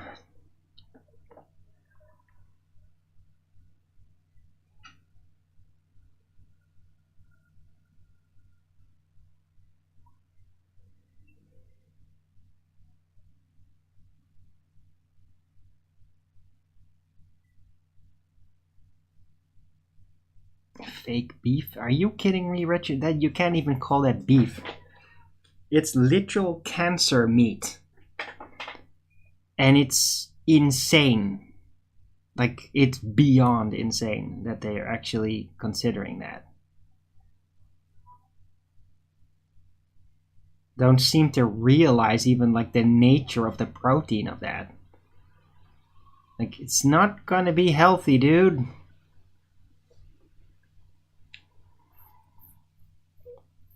Right? I mean, if you could get like some weird cancer hybrid that would literally just grow steak meat cells or something, like a growing steak, but that it would actually be steak and not just cancer cells. Like like a big chunk of scar tissue, right? That's almost what that's like. So disgusting. But I mean, if they could actually like sort of clone something to just grow into an actual steak and that it's cellular wise just like a steak, then it'd be like, yeah, cool, that's really advanced. But I mean, growing cancer shit and calling it meat? Out of your mind or something? There's no way. No way that that's gonna be good for you. No FED today? No, there's no FED today. Nathan's out with the family apparently. Enjoying the weather.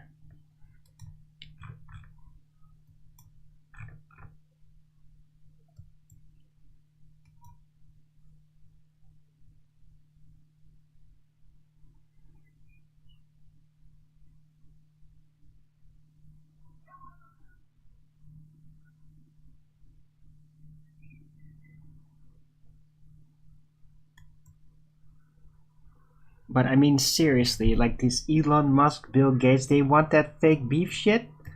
Good. You go eat on a diet of that shit. Yeah? And let us know your health progress on that. Yeah? We'd love to know what'll happen when you eat that shit half a lifetime. Okay? So you, Elon Musk and Bill Gates, why don't you go eat your reproduced cancer meat? That's cool.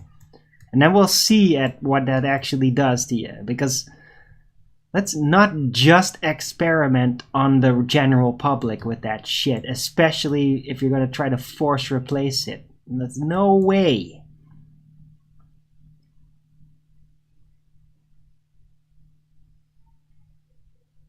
Lots of people.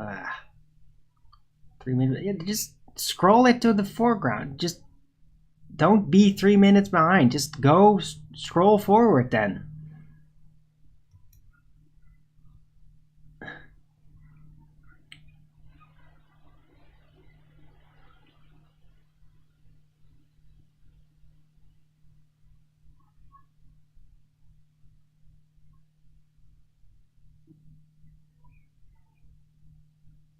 Farmers market becoming co-opted?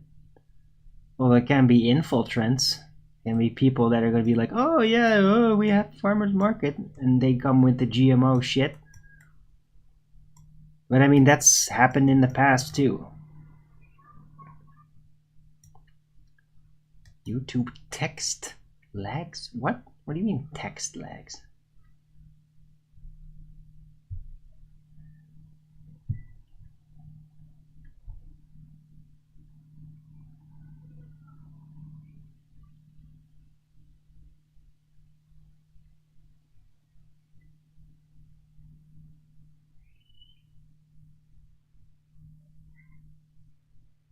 YouTube text lags behind? No.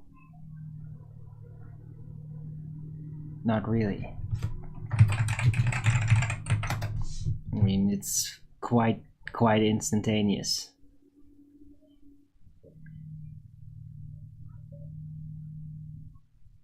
But it could be that the actual video is behind a bit.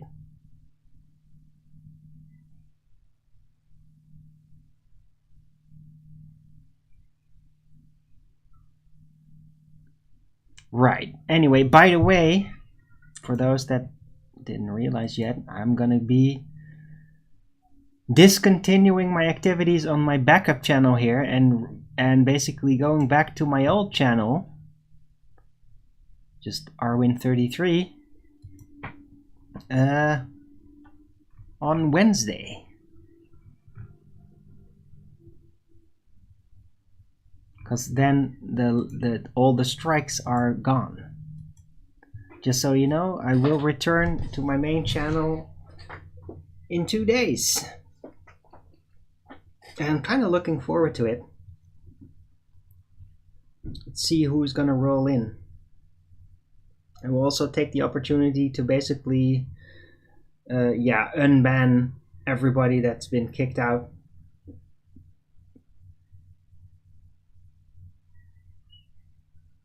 So I will probably spend the show on Wednesday mostly kicking out sock account trolls that are all saying, oh hi, oh I'm back again. So just so you know,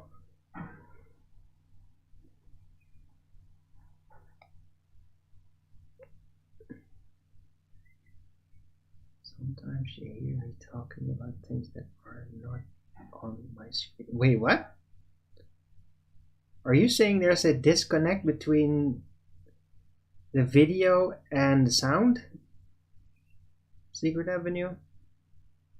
I've never seen that happen. Every time I've always maybe it happens during the live situation or something, but yeah, because I don't watch myself live. I watch myself afterward. Unban everyone should be interesting. No, it's just going to be trolls suddenly like, oh, we're free, and then just kick them out immediately. That's what's going to happen. But I mean, I've had people banned because they were like really misbehaving, when I'm pretty sure they will get out of it, and they already got out of it because they were never banned on here, so they just returned here acting normal. And yeah, I'm just gonna do a big unban and then I have to clean up afterward.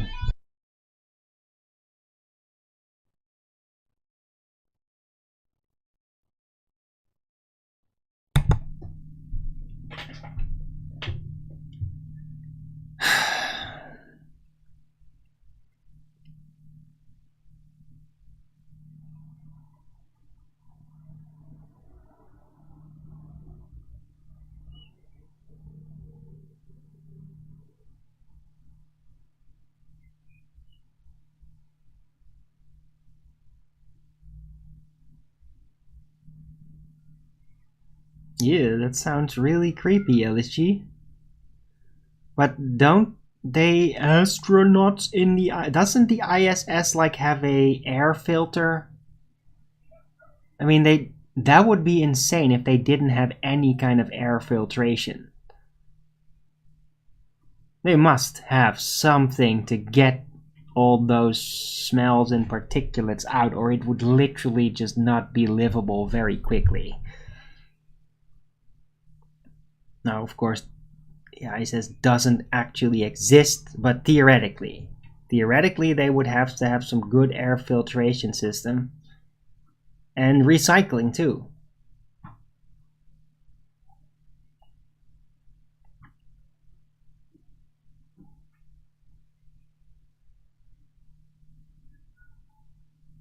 Be interesting to see who turns up. Just the usual. The same people that keep making sock accounts and nagging. The same people that like to jump in like, oh, see, oh, you can't handle, you have to ban, and that's the same people. It's always the same guys. I mean, when that happens, that's like a total of 2-3 people throughout the years. Same people that do that. Same fucking asshole that keeps like prank calling me with this bullshit on my phone. Almost daily. It's 1, 2, maybe 3 guys that have been doing that for a very long time. They have no fucking life. They might be paid specifically to harass me. Or they're just crazy, obsessed people.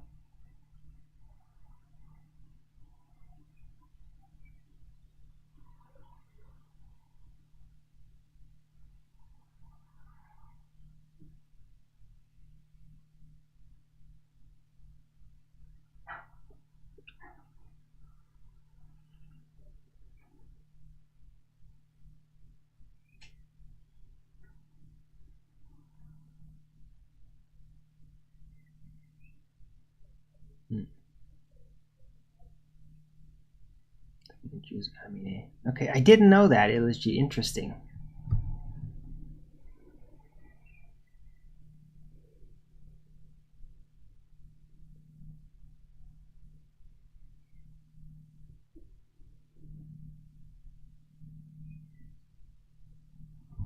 What's that? Steamy Traveler.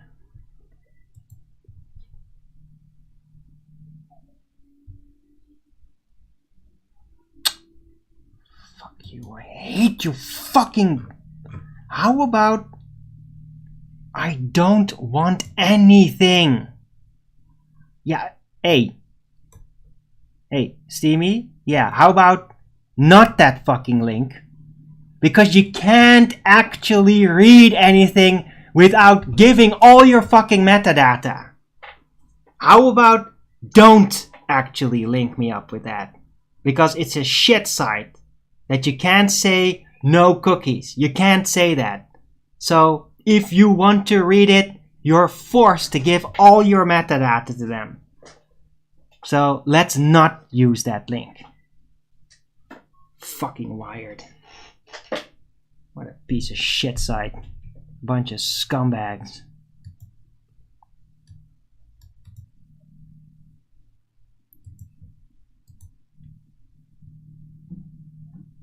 Find another article, Steamy.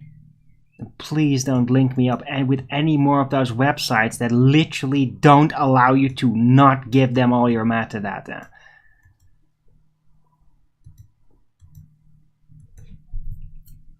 Ugh.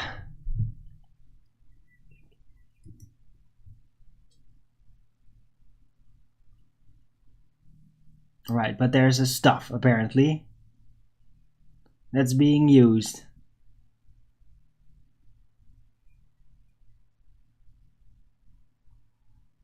Since 2014 already? Wow, okay, so it's been out there for a while. For a decade. Huh.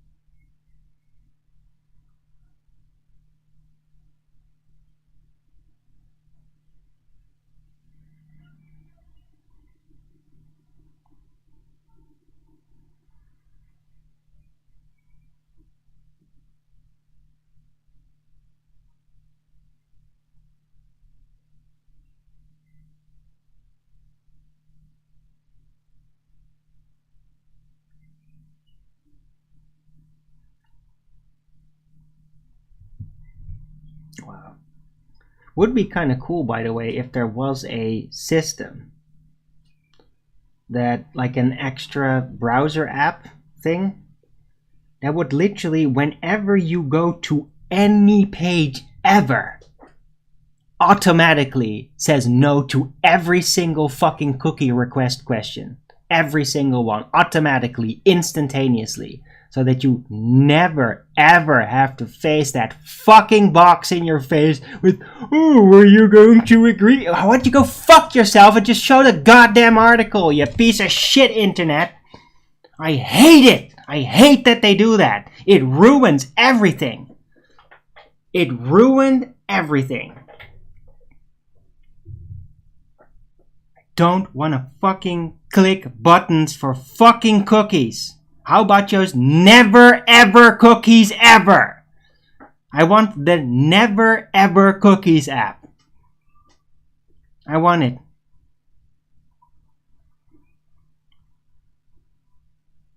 Just call it the Cookie Monster app. It just eats all the cookies every time, so that you never ever get presented with some stupid fucking screen that asks you to what fucking cookies you allow. Just never any cookies ever, no pop-up ever again about that, ever. Ugh.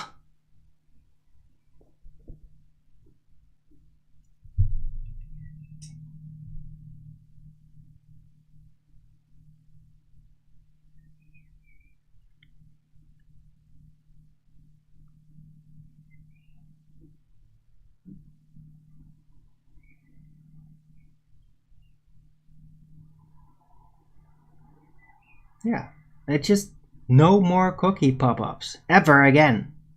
Yeah? There's pop-up ad blocks, right? Blockers for specific pop-up ads, which are very sensible. Yeah, how about a cookie request pop-up blocker? It's like, no, you don't get fucking cookies. Shut your fucking mouth and show your content and shut the fuck up about your fucking cookies. How about that?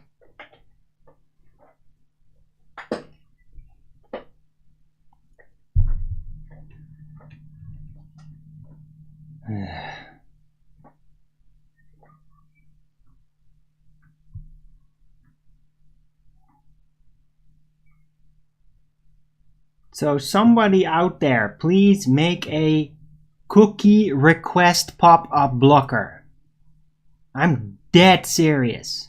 Make it happen. I want the app. I want to download that app on Firefox and never, ever fucking see a fucking cookie request pop-up show up on my news article screen ever again. I fucking hate those. I really fucking hate those.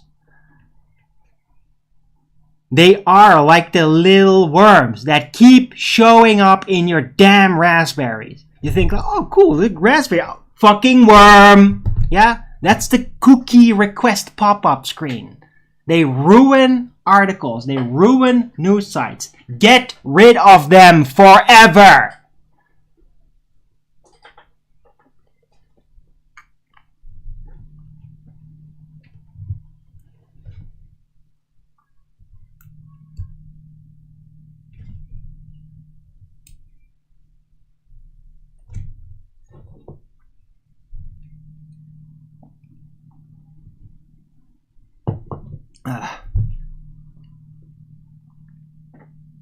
It's all just about ad crap anyway. How about just fuck your ad crap, show what you got, or shut your fucking mouth? Yeah? Oh, you need it? Well, then don't publish your fucking article then. Yeah? Then put it behind a paywall. Yeah? See how useful it is. Yeah? Either you publish it or you don't publish it. Keep the fucking cookies out of it.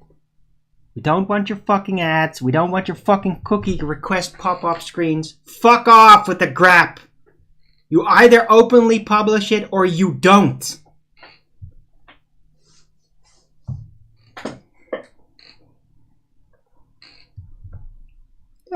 And if they want you to pay for a subscription, well then put it behind a paywall.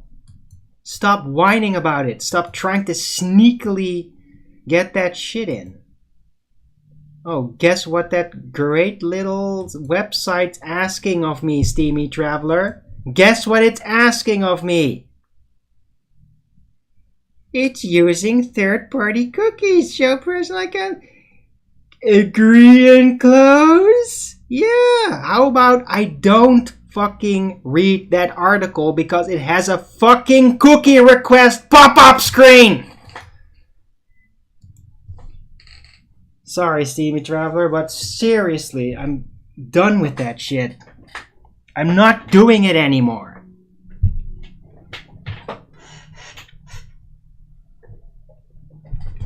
I'm done feeding these fucking cookie monsters out there. I'm not doing it anymore. Didn't ask me. Well, that's probably because you're all cookie integrated. They've already got all of your cookies.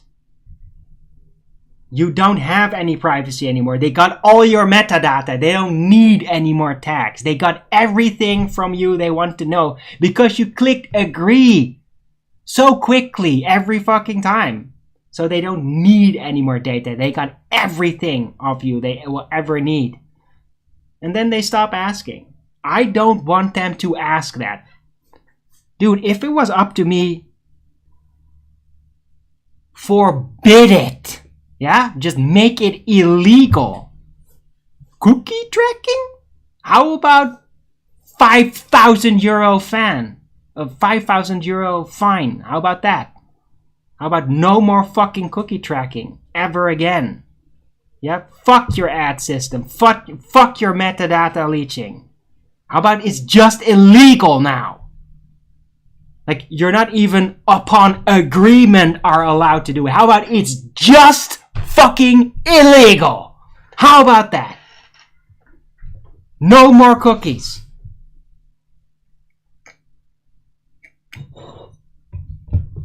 Yeah, fuck the cookie monster. Fuck your fucking cookies. No more cookies. Just make it illegal.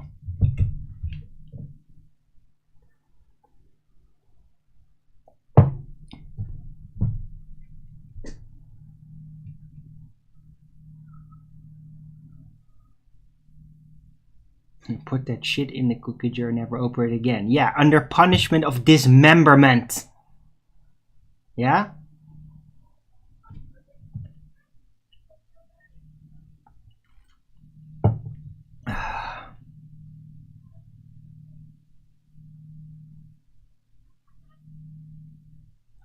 Use okay, Steamy Traveler, that's cool. I'd like that actually. But I would prefer that it would just be made universally illegal. It's like, yeah, you're just not allowed to do that. Here. It's like, oh, that's cool, but if one citizen delivers us proof that they had a fucking cookie request, then you get a 5,000 euro fine. Yeah? So how about you don't do that anymore, or you disconnect your fucking website from our country? How about that?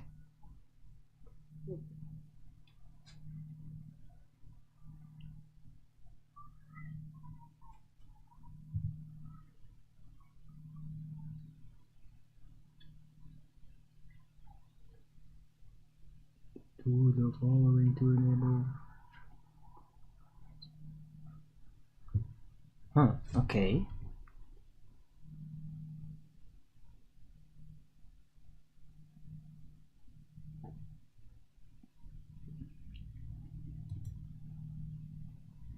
Wait, where do I do that?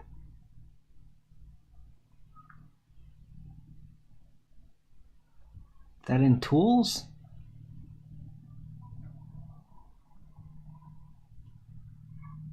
No FED. No, there is no FED at all, Dr. Utker.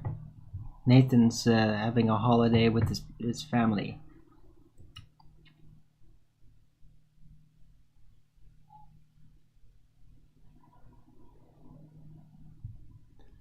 Preferences?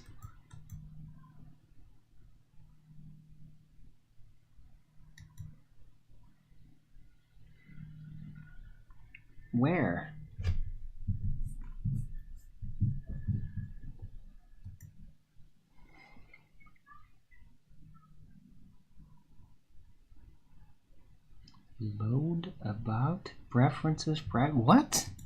Where is that?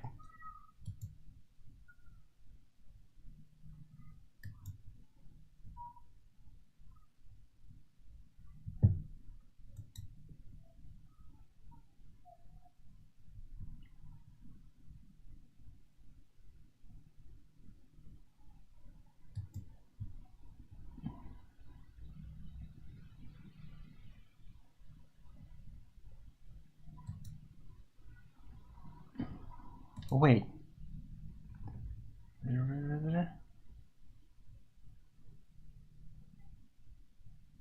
Oh, total cookie protection.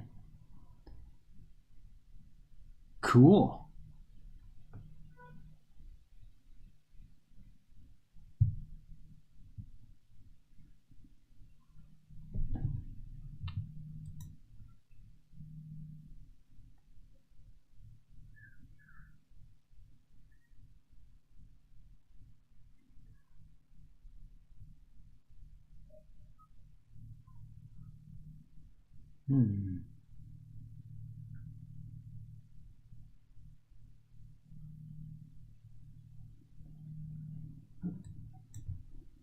What is this nonsense? Somebody just commented.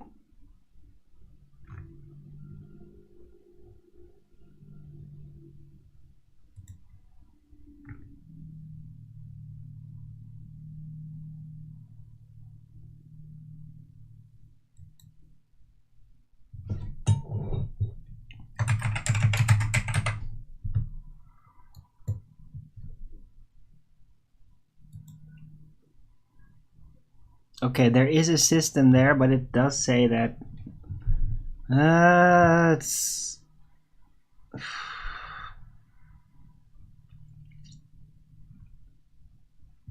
there's a lot of details to this system. So I can't just initiate it. It might like ruin the rest of my thing. But thank you for the tip. You need to have a newer version of... Yeah, I do.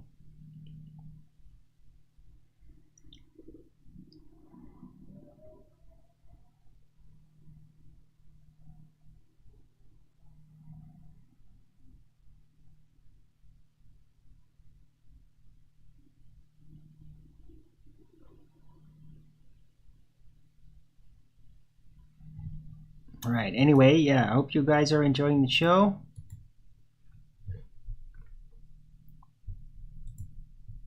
I'm going a little longer than usual for Monday because there's no live FED. Now I'm complaining about cookie pop-up requests, which really fucking piss me off. They've been pissing me off for quite a while. And there's like, especially, like there's sites where they say just like minimize cookies. And I'm like, okay, fair enough. One button, click, done.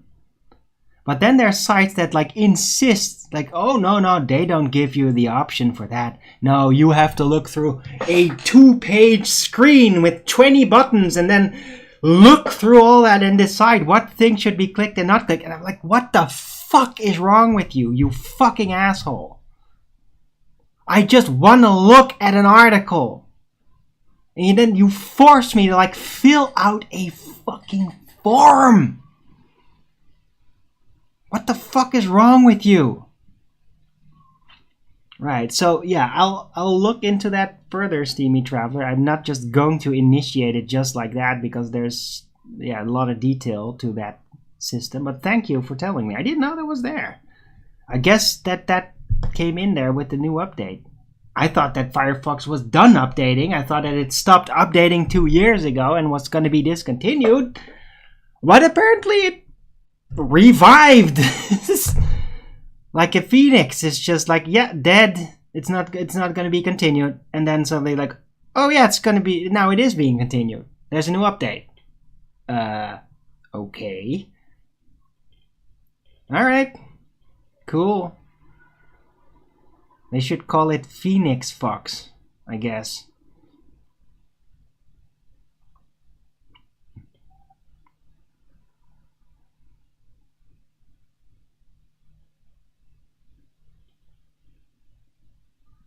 which I do find particularly hilarious because it keeps happening. It's like, oh, this thing is outdated. It doesn't work anymore. Oh, it still works. Yeah. Oh no. Right? Windows 7. It's so outdated. It's not going to be updating anymore. You can't use it anymore. Yeah. I've been using it for 10 years. Not being supported anymore for like 6 years.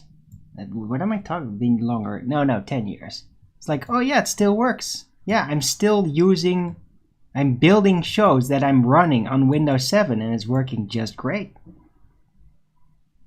Yeah. Oh, Firefox discontinued. Yeah, I'm still using Firefox.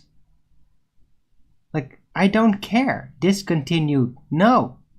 I'm still using it. It still works. I can still use the internet. I don't get computer viruses. I don't even have a frickin' Defender on. Yeah? It was all bullshit. All of it was all bullshit. You could just use it. You could just keep using it. Yeah, you don't need the newest operating system. Oh, you got the newest operating system. You're so up to date. Oh, oops, your computer is outdated. It's too slow to use this. You got a new computer now. Yeah. Or you just keep using the same system and stop being such a little bitch. You need the newest operating system. Fuck you. Why don't you just use the ones that work and then keep using them? And then ignore the whining, you need to update, oh, it's outdated. Yeah, you just keep using it and it just works. It just works for a decade without problems. Yeah? How about that?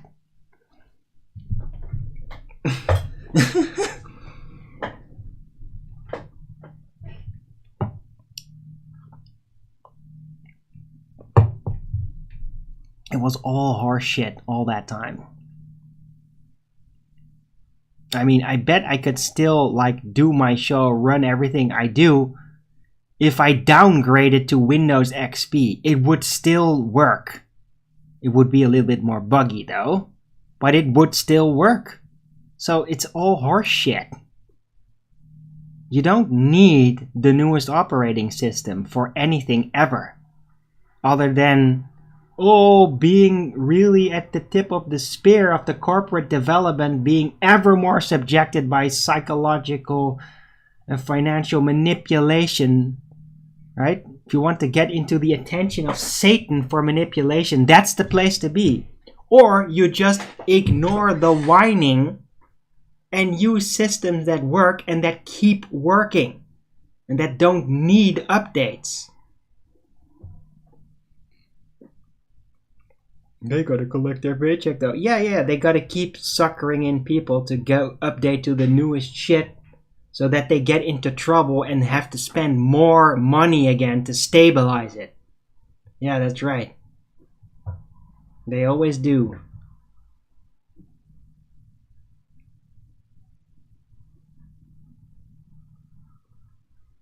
Never updated your Garmin. Yeah, GPS is... yeah, but that's different. I mean, GPS does actually require updates because the layout of places changes. Like, roads change. So, yeah. But that's because, well, the physical world out there changes. You're gonna need to update that. Right? Otherwise, you're gonna be like, yeah, there's no roads here. But I'm driving on one. Yeah, but when this was last updated, there wasn't any roads here. So you're literally driving through the field now. That's what's gonna happen then. I mean, we had that when me and my ex drove into Germany one time.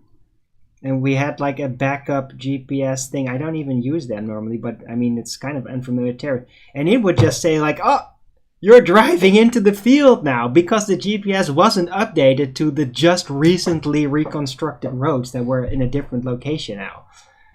And so it's like, yeah, we're driving in the field. But we're definitely driving on a road though.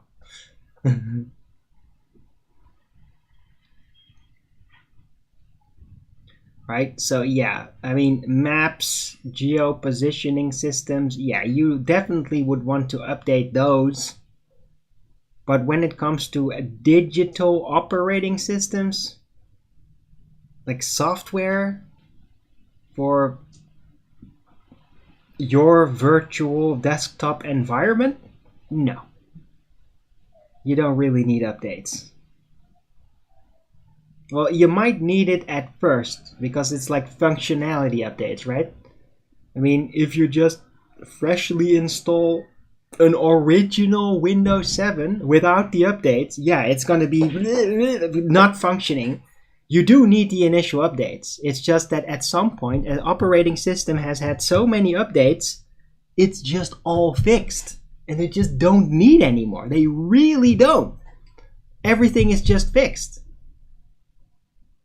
And that's exactly when that's at that point, they stop giving new updates and they kind of try to railroad force you into a new operating system, which you then have to update all over again, right? But with an old operating system, when it's just reached that peak, you just don't need to update it anymore after that point. Maybe hardware updates. You're like, oh, you're having a new graphics card. Well, you're going to need a new hardware update for that. But I mean, those updates are all there. Unless you have a piece of hardware that's just too new that the entire slots and the connections don't work with your motherboard anymore. But I mean, that's got to be some radical difference then. That's like at least 15 years of generation difference. At least. Before that start to happen. So overall, I'm just doing fine.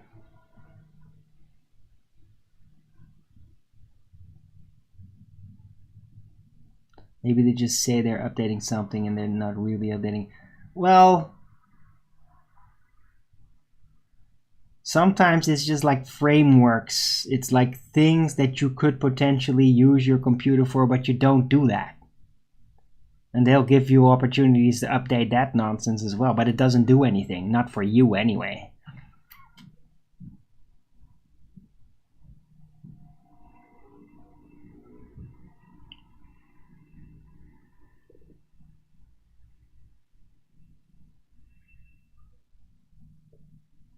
Not many roads change. Yeah, until they do.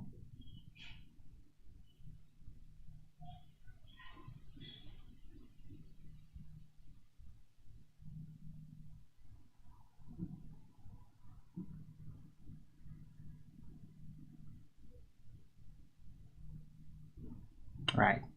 Anyway, man, I've been almost going for 2 hours and 50 minutes. Time is flying when you're having fun. Hope you guys are having fun. I have 4 updates, all those.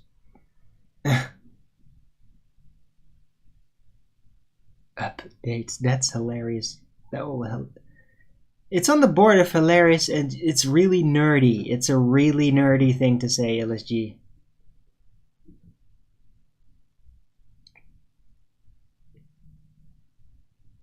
But I get it.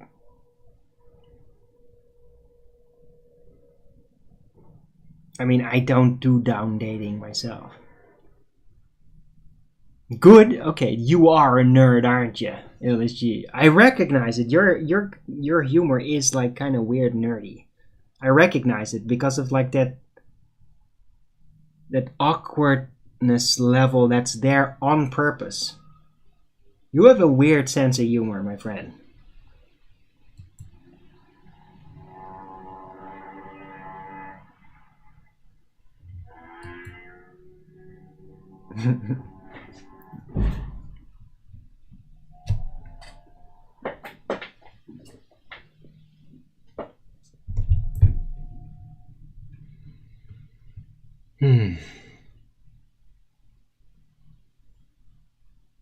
Right, so yeah, extra long show today, but I think I'm gonna run out now because I want to get some groceries and all that stuff.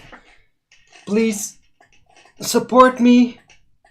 I'm filling in here. I could really use some support, guys. PayPal be much appreciated. Word playing concepts. Yeah, I know you do.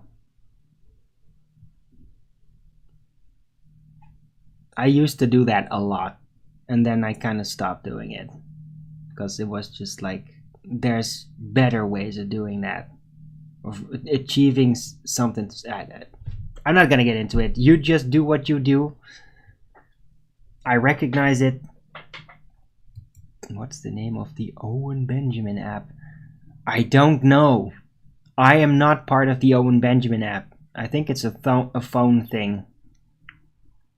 But yeah, you can find that through unauthorized.tv, I think.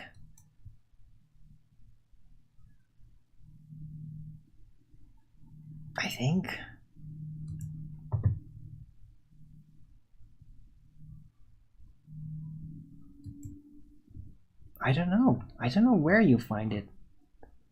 Well, I know that Owen Benjamin does mention it after his shows.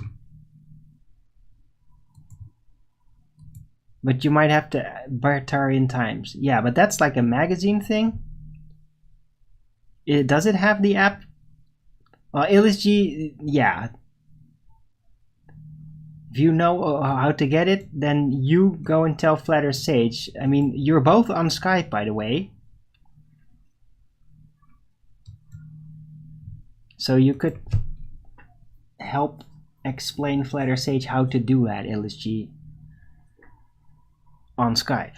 It would be kind of cool if you guys actually hooked up on the Skype group again. That's what I originally wanted for my early bird chat. But then literally it got abandoned. Nobody ever speaks up in that, like ever, for years for some reason. It's also because a lot of old people just don't come by anymore. But it would be kind of cool if I could connect up with you outside of the live show chat in Skype. That could be like an more active Skype communication room for Flat Earth early bird followers. But anyway, we'll see about that. I'm just throwing it out there. But I am rounding out now. So thanks everyone for coming. I hope you liked this show.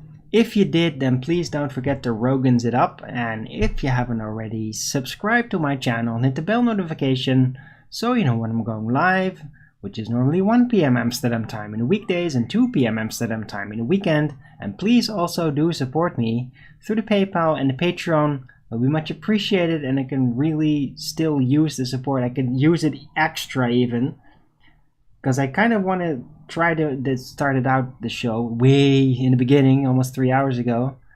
I kind of want to get my hands on USD tokens, USDTs in crypto, because I can use them to basically start transforming all the GTI tokens into money, which I do have those tokens. I basically got like 1,000 euro worth of tokens right there. But I need the USDTs to be able to transform those tokens in USDTs. But I need a start amount, and that's gonna either cost me money or somebody donating them to me. So there's that. And hey, if people just gave me extra euros for it, then I could just buy it and just get it going. But I need that startup amount. I need that little spark to get it going. I can't just conjure USDTs out of nothing. Right. So anyway, please support me through the PayPal or through a wallet, but then contact me over Skype first so we can set it up and all that.